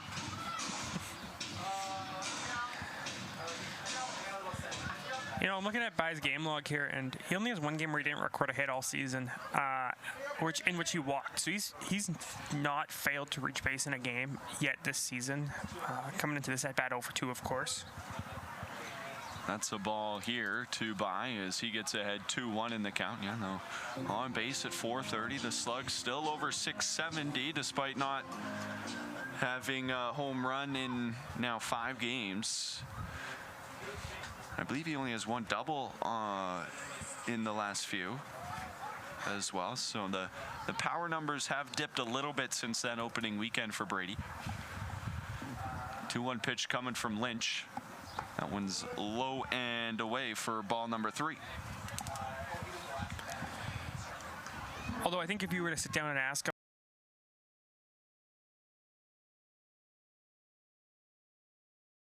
there and find the outfield and find some base hits, and they just happen to keep going over the wall.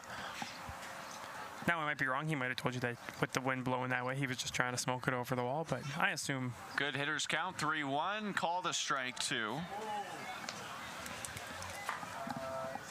Zone expands slightly here to work the count full.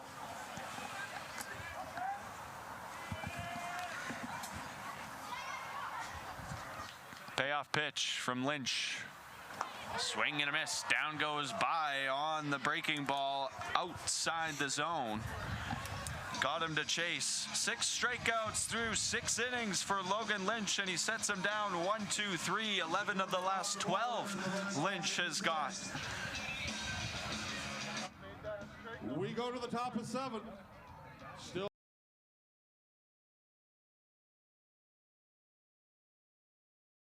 to Cody on the field. What cheap chicaneries he got planned for us now? Thank you so very much, Mitch. You know, it's never a good sign when the opposing team has got their bus warmed up back here already. Oh, my goodness. So what we're going to do here today, folks, on the field, we have got Carter and Brayden, we've got Daxton, and we've got Harrison. And what we're going to do here is we're going to do wheelbarrow races. This is a real chiropractic treatment too, I think. So all you have to do is push your teammate over to K9 and to Slider. Are we clear on the rules? Pretty simple. Okay, ladies and gentlemen, big round of applause. Let's hear Curry Field in 3, 2, 1, go! And they're off. Look at this race here. This is close. It is neck and neck, ladies and gentlemen. And I think that's almost a tie. Which one did we have here? We got these gentlemen here, right? With the prize and a nicer prize back from the Regina Red Sox. Big round of applause for Carter and Brayden, Daxton, and Harrison.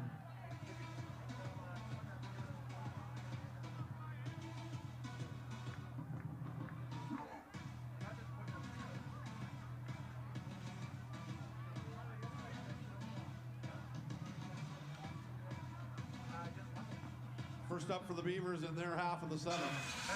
Through 6 here as Daniel Crabtree back out for the 7th inning. He's needed just 81 pitches, 29 of those pitches for balls, 52 for strikes.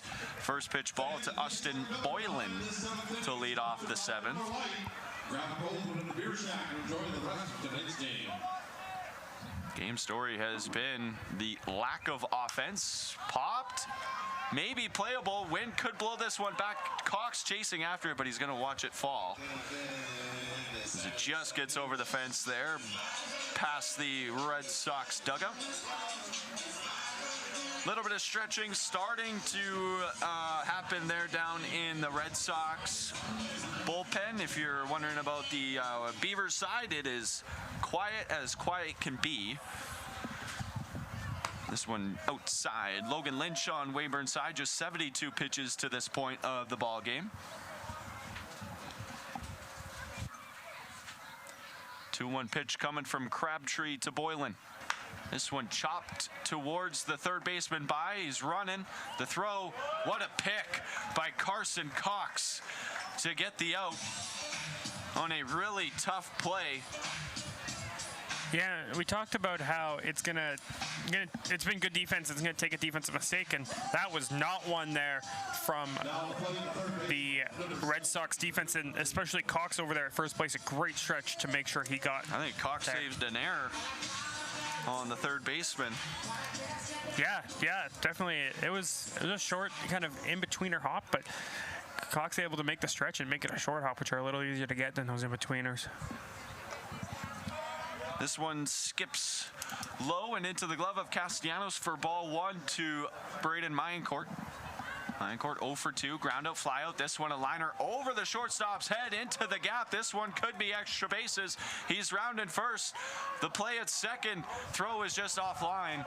And Mayencourt sliding in there for a 1-out double.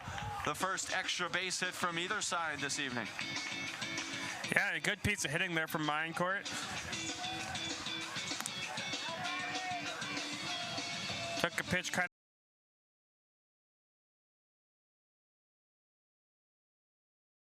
of. Hat almost comes off again. We're talking about that, but after they left the field the last time, his hat comes off every time he gets the ball. That one stayed on the head, but not quite where he wanted it, I don't think. We got a pinch hitter as Owen Mayencourt comes into the ball game now. Yes, this is indeed Brayden's brother. Owen Mayencourt is the designated beer batter now if he gets on base, or if he fails to reach base. Beer is 2 for 12. Uphold was 0 for 1 with the hit by pitch, and if you remember as well, he was the... Oh, this one gets past Cox. This one's going to allow Brayden to come around to scores. They wave him around. RBI single for Owen Mayencourt, and Brayden gives him the point as the brothers connect. Yeah, strong piece of hitting there. Lefty taking the ball. Oh.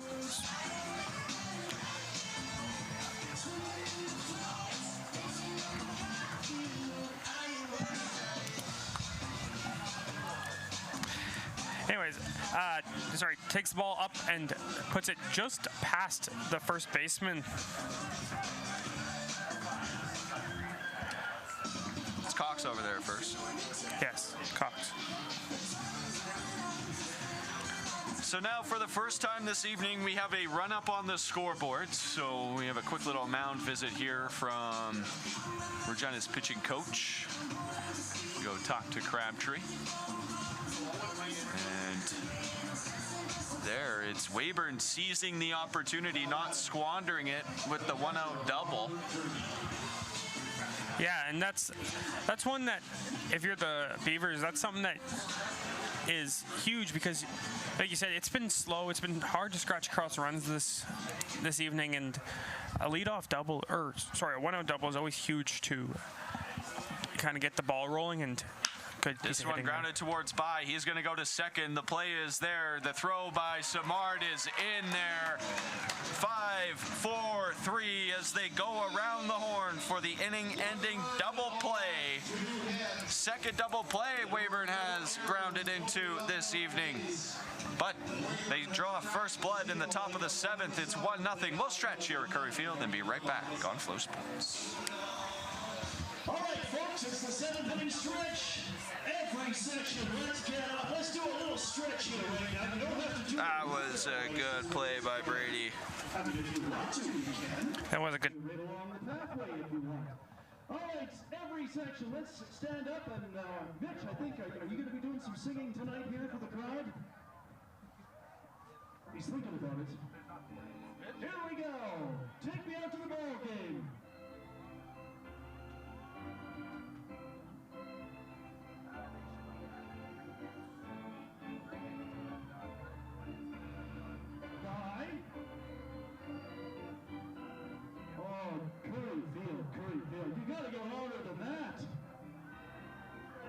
Maybe you should be singing, Cody. Oh, Cody feels so better than me, trust me. A little bit louder. Beautiful, beautiful. There we go. Well, it's cold. I get it. It's cold. And, vocal cords aren't working as well as they should. But anyway, stick around. At the end of the game, you can run the bases with Slider. That's going to be a lot of fun, too.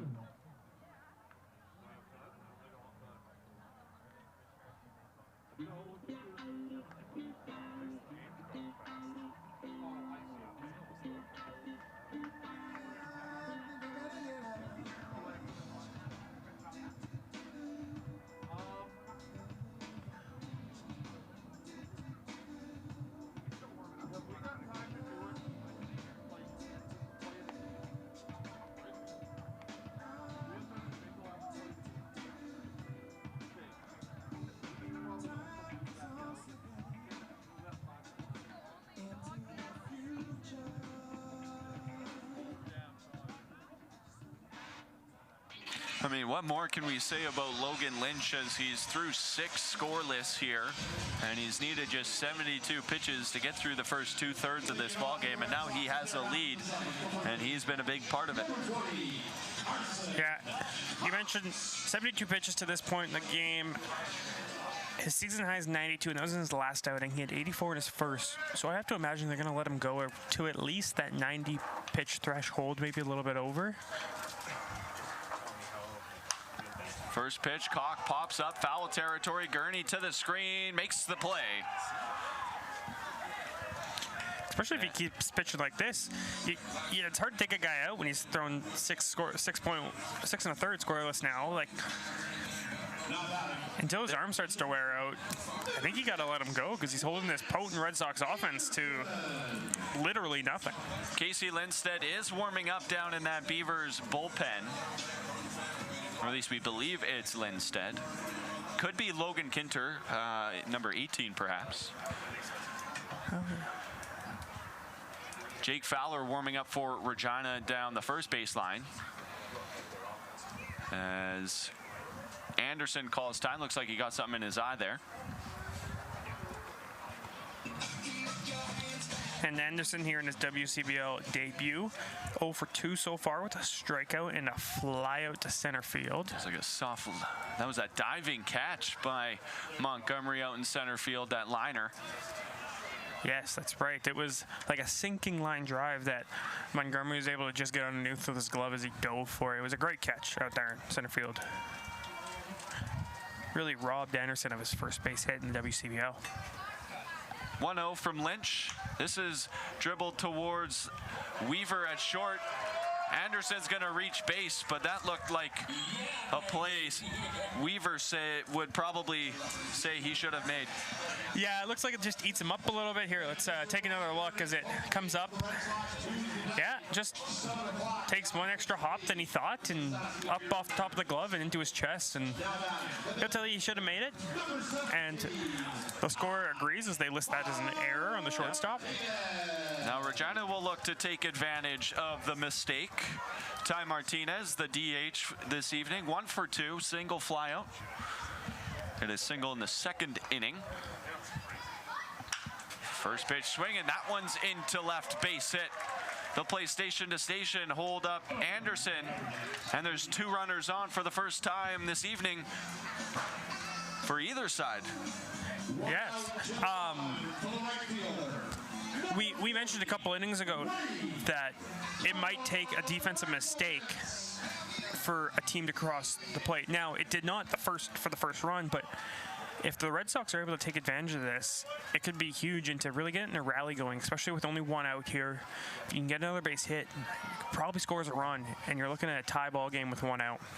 Rayne Krakowicz stepping in. He's 0 for 2 tonight. First pitch swinging, popped up, shortstop Weaver gets there.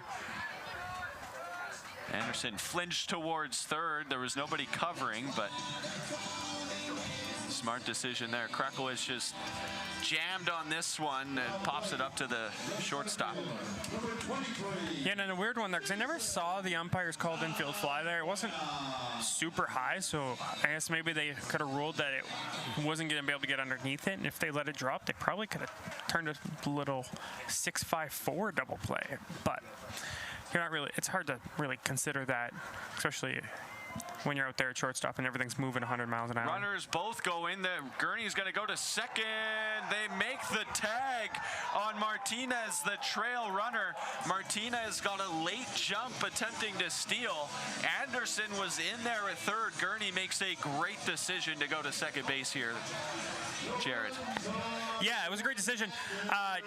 It looked like Martinez didn't realize that Anderson was going to go, and then he decided he was still going, and by the time Gurney had started throwing the ball, he was only about 45 feet down, and he was out by a long way.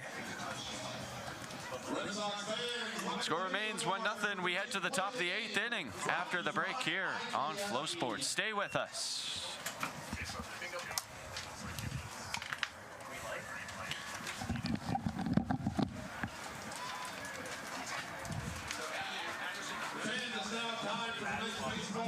Numbers. Listen closely as we read out the latest numbers. Scratch these off your card. 1, 2, 5, 6, 7, 8, 9, 11, 12, 15, 16, 17, 18, 19, 20, 21, 22, 24, 25, 26, and 27. End of the night for Daniel Crabtree, but what a performance it was. He gives up 1 run earned, but he struck out 5 on the evening in 7 strong innings.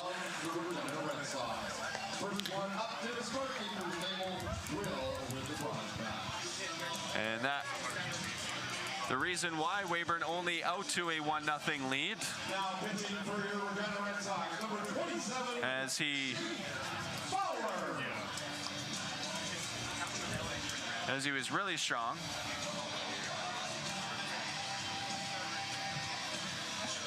Will be 7, 8, 9. The batters due up here in the top of the 8th inning. Anthony Cortese, Will Sevier, and Ryan Weaver, the due-up.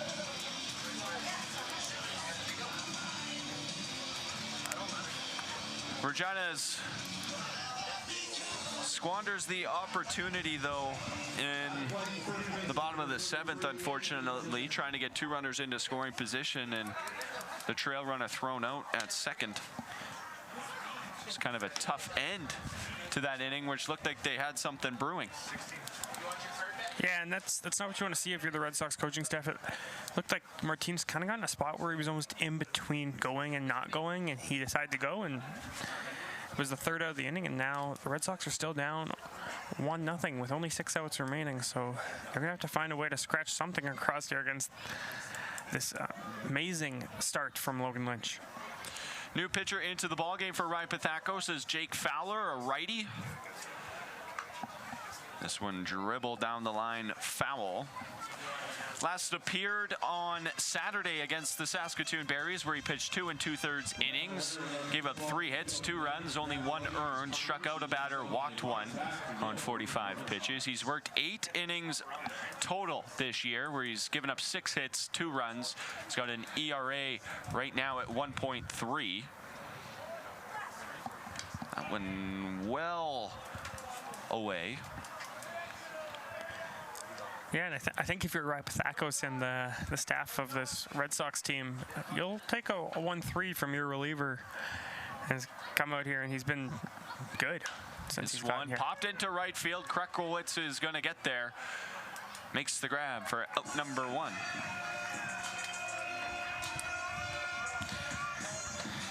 It's kind of a can of corn into right field there by Cortese. Yeah, and Fowler starting off his evening the same way that Crabtree did, with a nice easy fly out to right field. Of course, Crabtree then went on to pitch 7 innings. I think a lot of people here hope that Fowler does not have to pitch 7 innings. This first pitch swing by Sevier into foul territory. It's Cox making the grab for out number 2. Quick 2 outs here for Fowler in relief. Yeah, he's been really good. He's putting the ball in places where hitters want to swing at it and can't really get the barrel on it, and that's what you want to do. It keeps your pitch count low. It allows you to work a little bit deeper into a game, and still allows you to get the outs, right? It's not like they're hard outs. They're weak outs that aren't very threatening outs so far. Weaver shows bunt, goes back towards Fowler, makes the play. What a play off the mound by Jake Fowler on the bunt attempt. 3 up, 3 down on just 7 pitches goes Fowler in relief. Now Regina looking to draw even. Bottom of the 8th when we return on Flow Sports. For more than 25 years, we've been there, helping Canadians find the extra space they need to grow and to create new memories. Access Storage. Buy Canadian, store Canadian. The live sports experience is changing. Teams and facilities are under pressure to provide online and in-venue entertainment. IKS Live has the right team to deliver. We provide service across North America and produce the best fan experience, in the seats or streaming to you.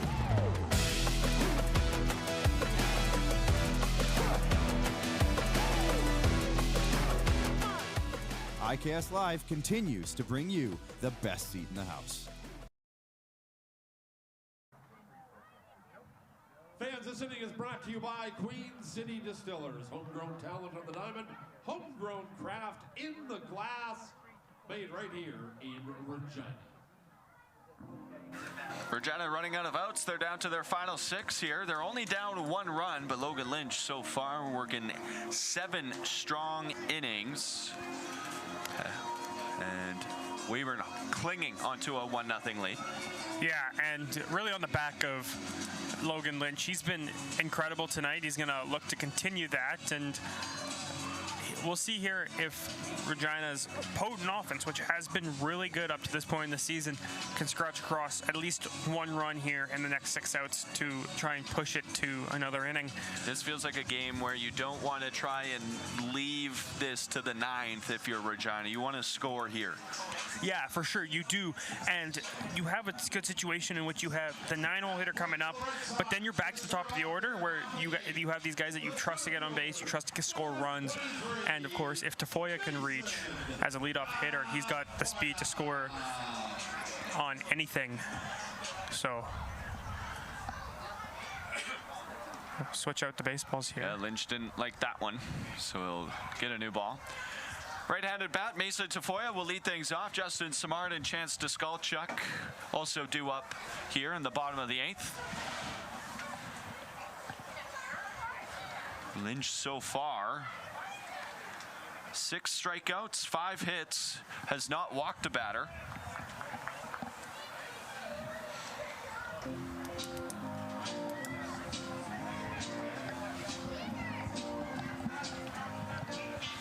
Skies are starting to clear up here at Curry Field.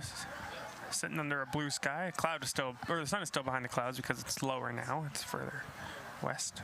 0-1 pitch coming from Lynch to Tafoya, swing and a miss, and Tafoya falls behind 0-2 here quickly. Tafoya is 1 for 2, grounded out first plate appearance, hit a single and stole a base in the 5th, the last time up.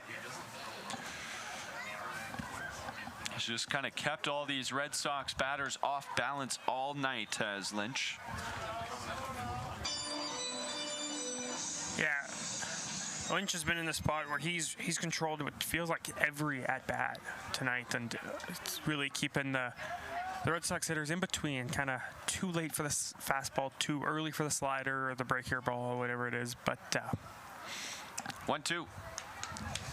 Tafoya just gets a piece. Yeah, and when Tafoya got down 2-0 or 0-2 here, sorry, you saw him spread out, choke up, and now he's going to battle. He's going to try and get on base with something easy. He reached on a singles last time. He's the kind of guy who can force an infielder to make a mistake because he's got so much speed going down that baseline. So watch for him just to try and make it in play. After the foul ball, 1-2 pitch once again. This one grounded, fair territory to the third baseman. Mayencourt's not gonna have a play. And Tafoya able to work the base hit, hustling out of the box. And wasn't a mistake, but it wasn't one that is your typical base hit. But like we said, the speed working out for Mayencourt there. He's a fast guy. He's going to get down the baseline fast. And if you got to be almost perfect to get Tafoya out on that kind of ball there. So good job there by Mayencourt just to put in his pocket. And we're going to have a mound visit here.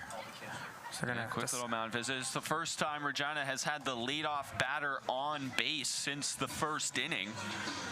When the man who's up to bat now, Justin Simard, hit a leadoff single for Regina. And you know, coming into this inning, if you told Ryan Patakos that, and the Red Sox fans, that they're going to lead off with Tafoya and he's going to get on base, they'd say, you know what, that's perfect. We got a speedy guy on first. We got the top of our order coming up. This is a spot we want to be in right now.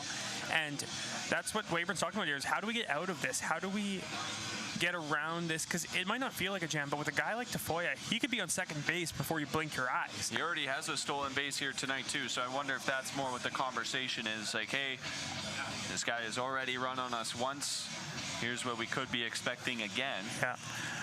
Watch for him to live on the outside block of the plate. It's a little easier of a throw for the catcher if they're kind of, especially against a righty where they're kind of out of the way of the batter. Throwing arm's got lots of room there. Watch for that. Simard is 2 for 2. He's got 2 singles, but he flew out last plate appearance. This is 4th time to the plate. For the man manning second base, he shows bunt. This one goes back towards Lynch. There's no play at second, so sack bunt for Simard. Advances the runner. He just kind of does his job. Yeah, and then the night where you're struggling to score runs against a really good pitcher, that is what you want to see. It's not, obviously, it's not a home run, it's not a beautiful play, but what it does do is it puts your speedy guy in a place where he can score on anything to the grass. So here's a guy who had a big RBI last night against Saskatoon. Chance Deskalchuk hit a single, and that gap between first and second is massive right now. If Deskalchuk could just poke something the other way, which is where he went last night for that RBI in the 8th inning. Yeah, also playing far back, Deskalchuk's another guy with a lot of speed. If he were to put something down, like a nice soft bunt, he could beat it out. And then we'd be in an interesting spot here. I don't think it will happen. Swing and a miss here, and Lynch went with the fastball high, and Deskalchuk not able to catch up to it after the breaking ball of the pitch previous. This Regina crowd trying to will the Regina kid through a big spot. This one he makes contact back towards Lynch. Spinner, little swinging bunt. What a pick! What a pick by Anthony Cortese on the throw from Lynch. That one would have allowed a run to score, I'm sure, if he doesn't make this play at first. Yeah, Cortese saves a run at the plate, and also would have put Deskalchuk in scoring position. So that is a huge play there from Cortese. It's not something that might show up on the highlight reels, but it is something that everybody on that wearing a Weyburn jersey tonight will appreciate when they look back at this one, because it's a tie ball game if he doesn't make that scoop. First time a Regina runner has been standing on third base. They would have had a runner on third base last inning if not for the caught stealing at second by Robert Gurney to end the 7th. Swing and a miss here by Castellanos. Castellanos is 0 for 3. He was on base in the first inning with a fielder's choice. He's grounded out and struck out since.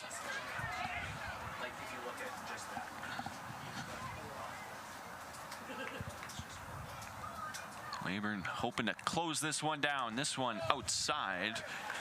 Count goes to 1-1. Regina down to their final 4 outs. This is the closest they've been to getting a run across on this Friday night against Logan Lynch, who has been terrific.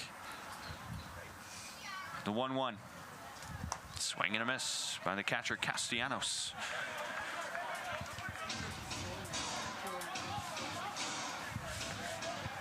Regina running out of time, running out of outs.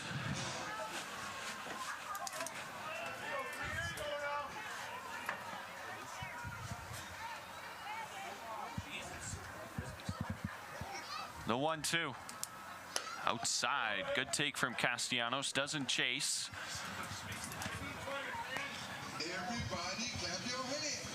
You know, Tafoya's out there kind of dancing down the third baseline, and looks like he's trying to disrupt Lynch's mojo, which it's been hard to do tonight. So he's been kind of doing some bouncing, seeing if he can.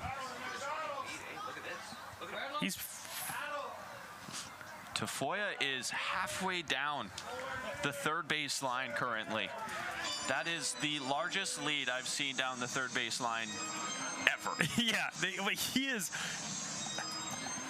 he's looking for, because what it's doing is it's causing Lynch to feel like he has to rush his windup, because he can't take as long of a windup if he's so far down, because he'll steal home. That one outside. Castellanos works the walk. Here's a spot now for Brady Bye. And yeah, as I'm saying, this is, and it's not going to distract your hitter either, because your hitter was a righty, so he can't see what's going on there behind him. Here comes Cam Williams out here. Let's see if he is going to take the ball from Logan Lynch after 7 2/3 of strong pitching from Logan Lynch. That's going to be the night, and he's going to leave though with both the base runners he will be responsible for. Man, he's getting a couple claps here from his teammates, and rightfully so. 93 pitches, 6 strikeouts, gave up 6 hits. The walk there to Castellanos, the first on the night. He did not hit a batter. I mean, what more can you say about Logan Lynch? Yeah, and through all that, still risk that if both these runners come across, he gets tagged with the loss. Because, or at least the 2 runs that earn them the loss. And if they come across. If they come across, yeah. New pitcher into the ball game is Logan Kinter, a righty. 7 2/3 innings pitched this season with 3 hits. He's given up just 1 run, but it was not earned. He struck out 8 and walked 3. His last appearance was against these Red Sox on June 5th when he pitched 3 1/3, gave up 1 hit, struck out 6, and walked a batter. So he was strong in that performance, locking it down. A game which he got a save in. And I bet you Cam Williams hoping to get the last 4 outs of the ball game out of Logan Kinter here. Yeah, if you can use one less pitcher, that's always amazing. And it's not like Kinter can't. He's pitched in his 3 outings. He's had 1.1, 3.0, and 3.1. Well, if you look at the scoreboard, all that the Red Sox have left is 4 outs, and that's all. Kinter has never gotten less than 4 outs in an outing. So going to be a time to see if he can notch his 2nd save of the season.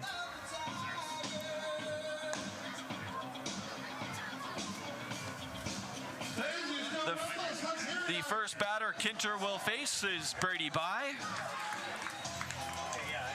Base hit here for Bye, erases an 0 for 3 night to this point. He's been on base with a fielder's choice, but he's struck out twice. But Bye, the team leader in RBIs, and he's getting a big cheer here from the Regina crowd. First pitch swing and fouled back. Yeah, Bye, who's a guy who struggled against Logan Lynch. He's probably glad to see that Lynch has taken a seat in the dugout and that we're on to Kinter now, because he really struggled against him in this game. Kinter, another returnee. Oh, wow. Castellanos just... Oh, no. Castellanos was standing on second by the time Bye even swung the bat. And Bye unfortunately fouls it back, so Castellanos got to walk all the way. I think that's a pitch from Brady. You got to recognize the situation and maybe lay off. Castellanos goes again. Bye swings again, though. Castellanos is going to be out of breath, and and I mean, they are not holding him at first. There is no interest fielder going to second. They are giving him that base. Which is interesting to see, because he does get into scoring position if he gets that base. And if you are to throw him out. That one's inside. It actually hits Bye. And now the bases are loaded. What a situation this has turned into. And you know, Bye will take getting on base, but had that gone through Bye's legs, or had Bye gotten out of the way, that goes past, and I think Tafoya scores from third, and Castellanos is maybe standing at third, but... Carson Cox has not had a chance to make an impact yet in this Red Sox season. In just his 2nd game, he is in a big spot here. Bottom of the 8th inning, bases loaded with 2 outs. Against the Weyburn closer, Logan Kinter, he throws a ball high out of the zone for ball 1. I want to see this lead from Tafoya again. I wonder if they're going to, now with 2 outs, it's a lot riskier to be halfway down the baseline. But see if you can get into that sight line of the righty again, because... Swing and a miss here on the good fastball by Kinter. Gets past Cox.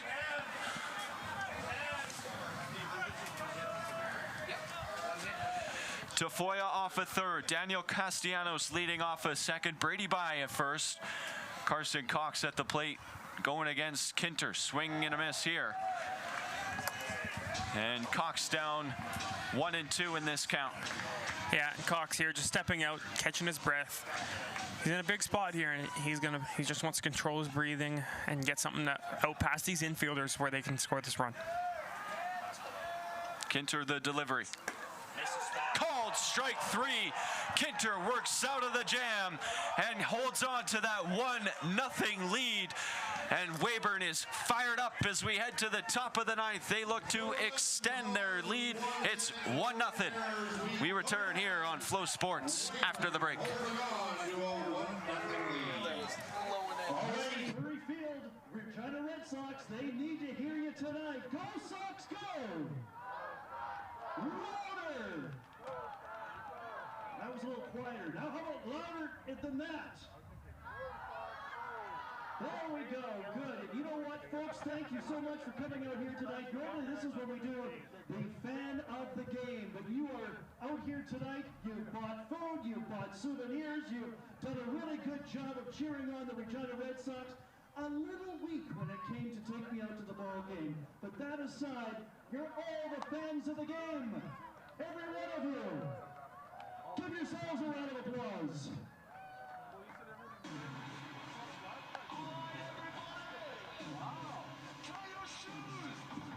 Fans, this 9th inning is brought to you by Brandt. As members of the Regina community for over 90 years, Brandt's been going to bat for Regina, and we're proud to support the next generation of baseball talent right here at Curry Field.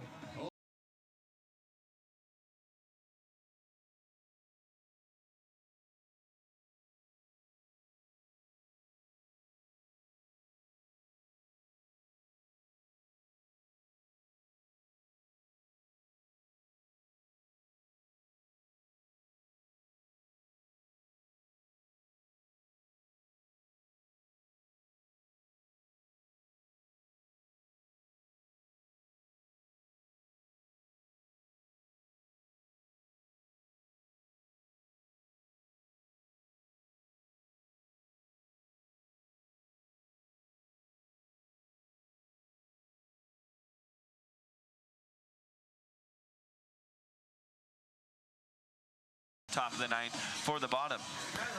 Yeah, and a good pitch there to get him out of it. One right on the black, according to the umpire. A lot of the fans here at Curry Field, and I think the Red Sox thought it was down and in, but... It is the top of the order due up here for Weyburn, Hugh Montgomery, Joe Medill, and Austin Boylan. First pitch strike from Jake Fowler, who's back out on the mound. Second inning of work for the righty. Yeah, looking to... This one hit up the middle, just gets past the glove of Fowler's. He tried to get it behind his back. First hit of the evening for the leadoff hitter, Montgomery. Yeah, and Fowler is a second baseman also on this team. He played second base against the 57s last weekend. So looking to try and show off the glove there, but just missed it. Brings Joe Medill to the plate. He is 0 for 3, struck out, and 2 flyouts, one to left field, one to center. And Fowler here is going to look to get a ground ball and try to roll up 2. The defense has been good for Regina tonight. They've been able to turn 2 double plays so far this evening. Looks like maybe potentially Fowler and Castellanos got a little crossed up, so they're going to make sure they're on the same page. Yeah, and with Castellanos just getting here recently, he's still learning the signs and learning how to communicate with his pitchers in the best way. And this is one of those meetings that happen early in the relationship between a pitcher and a catcher, and I'm sure that they're going to get back on the same page, and they're going to decide whether they want to put a fastball or maybe a changeup down the way to get the rollover.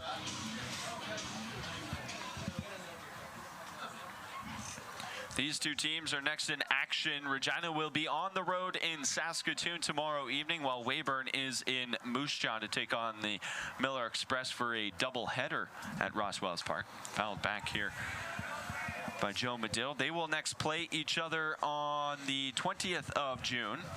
That game in Weyburn.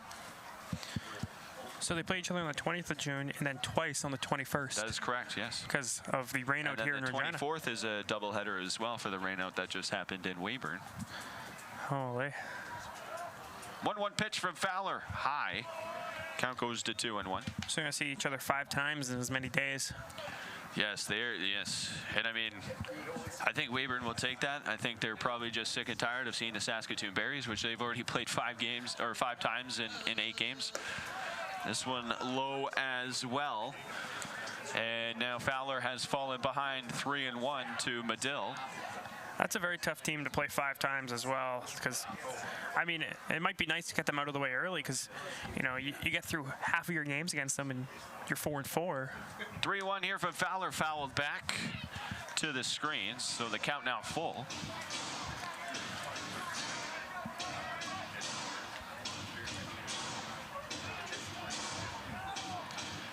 Fowler worked a really good 8th inning where he needed just 7 pitches to get through that half, and he's already used 7 pitches here, first 2 batters of the 9th. Full count. Dribbled towards first base, foul. So they'll do it again. They'll re-rack.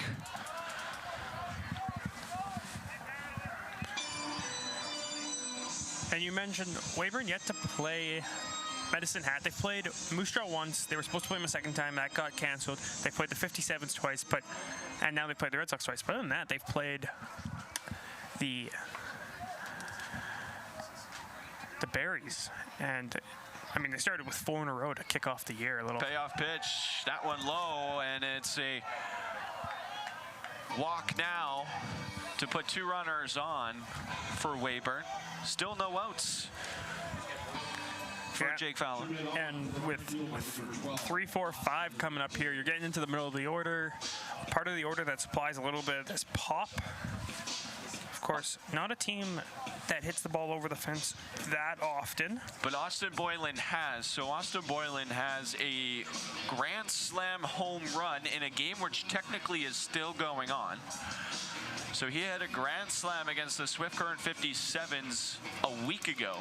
That game had to be suspended almost immediately following that grand slam. The grand slam gave Weyburn a 16-13 lead with 2 outs in the top of the 9th. The skies then opened up. The floodwaters came. They had to suspend the game.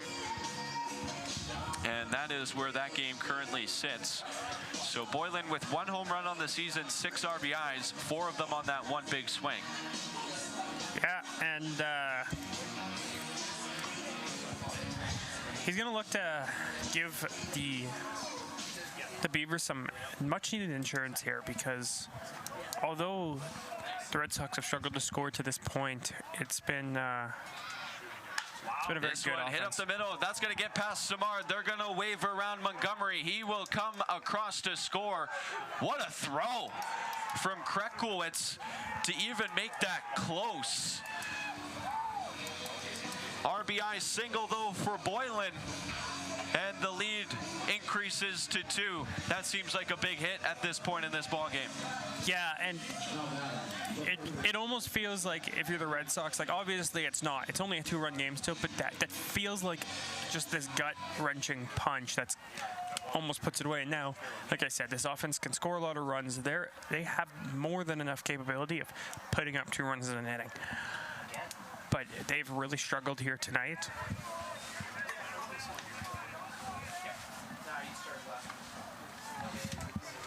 Little bit of movement now in that Red Sox bullpen. As Fowler yet to record an out here in the 9th after giving up 2 hits and a walk to allow Weyburn to score 1. Beavers now leading 2-0. 1-1. Check swing, called a strike.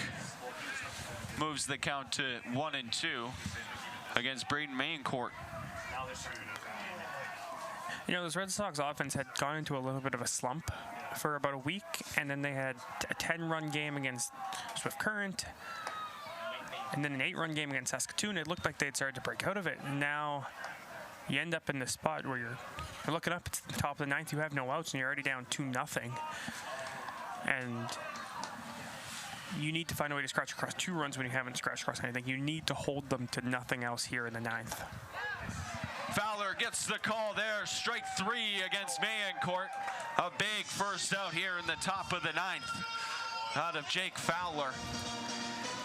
Yeah, and that allows you, with Owen Mayencourt coming to the plate, to, if you can get a ground ball here, you can get out of this. If it's hard enough and at somebody, you might be able to roll up a double play. And Mayencourt right now Owen Mayencourt has pinch hit base hit in the 7th. Currently responsible for the game-winning run at this point. Yeah, and that was that hard ground ball at Cox there at first base, and it just got past him. He couldn't get to it. 1-0. Fouled. Down the left field side, past the third base coach for Weyburn.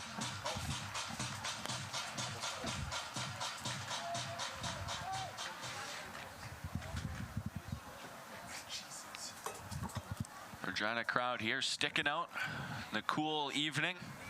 Hoping to see a Regina win yet. This one hit towards Anderson. Tough hop off the grass. Play at second in time. At first, it's another double play. The third one Weyburn has hit into tonight. And the defense keeps the lead at 2 runs, giving Regina a chance in the bottom of the 9th when we return here on Flow Sports. Let's hear you, Curryfield. Go Sox, go! They need to hear you loud and proud.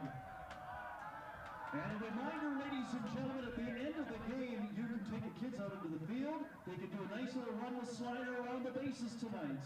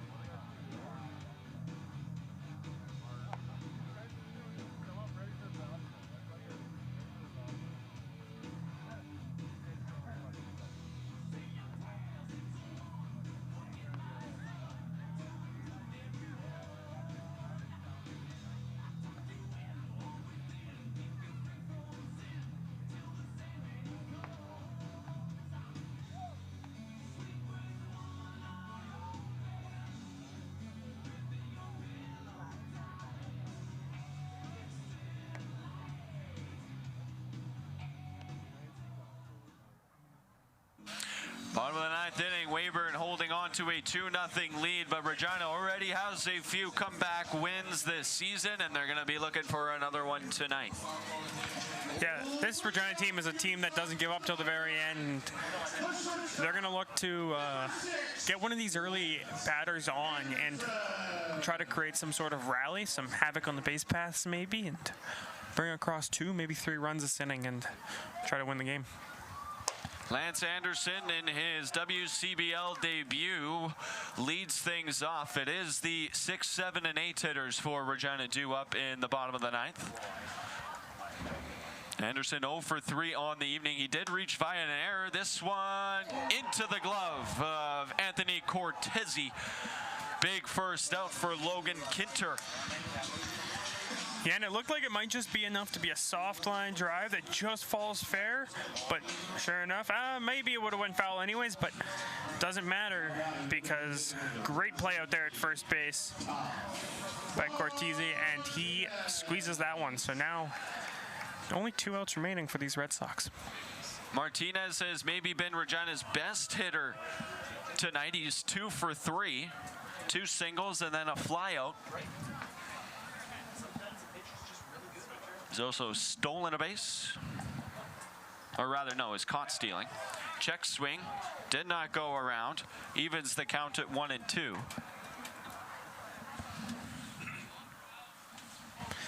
Yeah, Martinez was the runner that was stealing behind Tafoya Anderson, who ended that what would be, felt like it would be the game-tying rally there in the bottom of the 7th, and it kind of got fizzled out by that base running. 2-1 count to Martinez. Kinter the pitch, low and in for ball number 3. Standing on deck is Alex Roux, so he looks primed and ready to come in as a pinch hitter for Krecklewitz.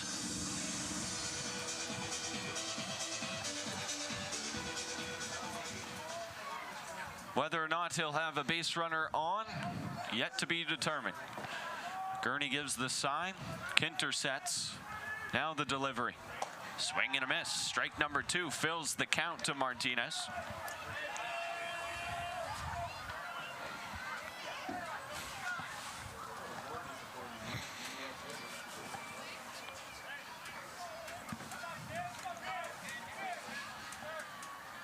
Three-two pitch. Hit up the middle softly. Tough play here coming for Sevier. Underhand in time to get Martinez at first. And now Regina down to their final out this evening.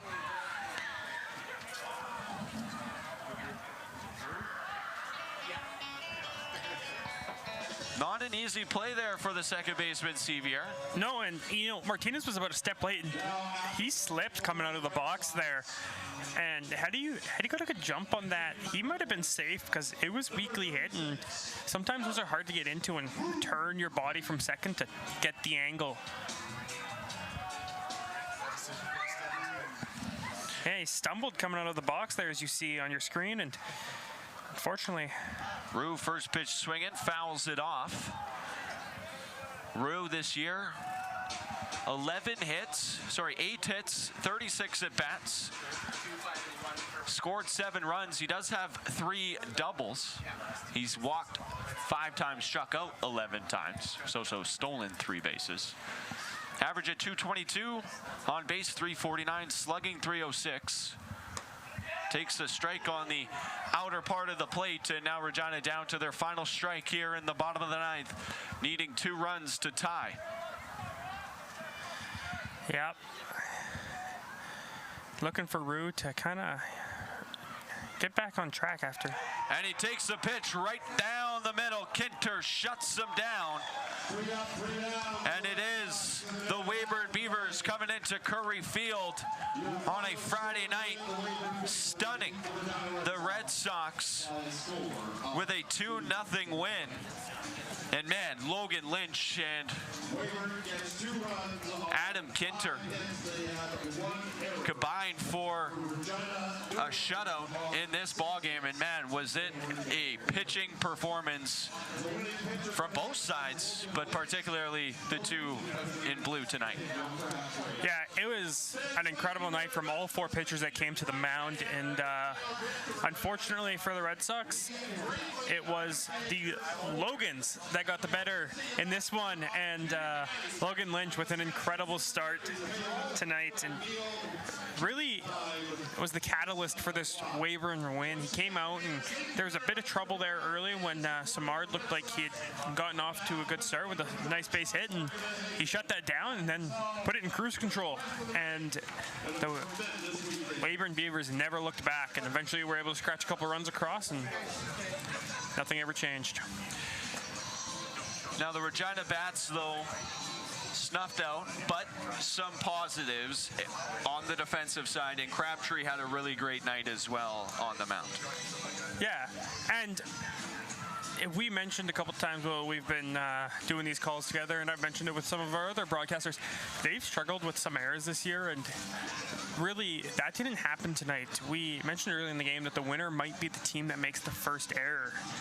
or the team that doesn't make the first error, pardon me. And that wasn't the case, because the first error really came against the Beavers, but the Beavers were also the team that was able to get an extra base hit, which the Red Sox were not able to do tonight, and that really is the difference. Extra base hits go a long way, especially when they come early in an inning like it did for the Beavers.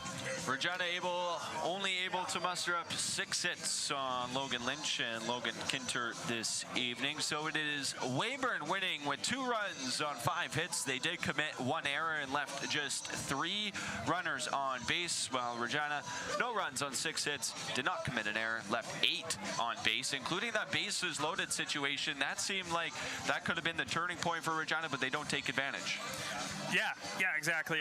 There was a couple times where it felt like it could be the turning point when Martinez got thrown out at second there, and then again when like you said, with the bases loaded, it felt like the crowd was really starting to get back into it, and they were really getting behind this Red Sox team. But unfortunately, we're unable to scratch anything across, and at that point, it just kind of took the wind out of this team's sails. And then when the Beavers came around to score that second run in the 9th, it really kind of felt in this ballpark like it wasn't over, but it was over kind of thing.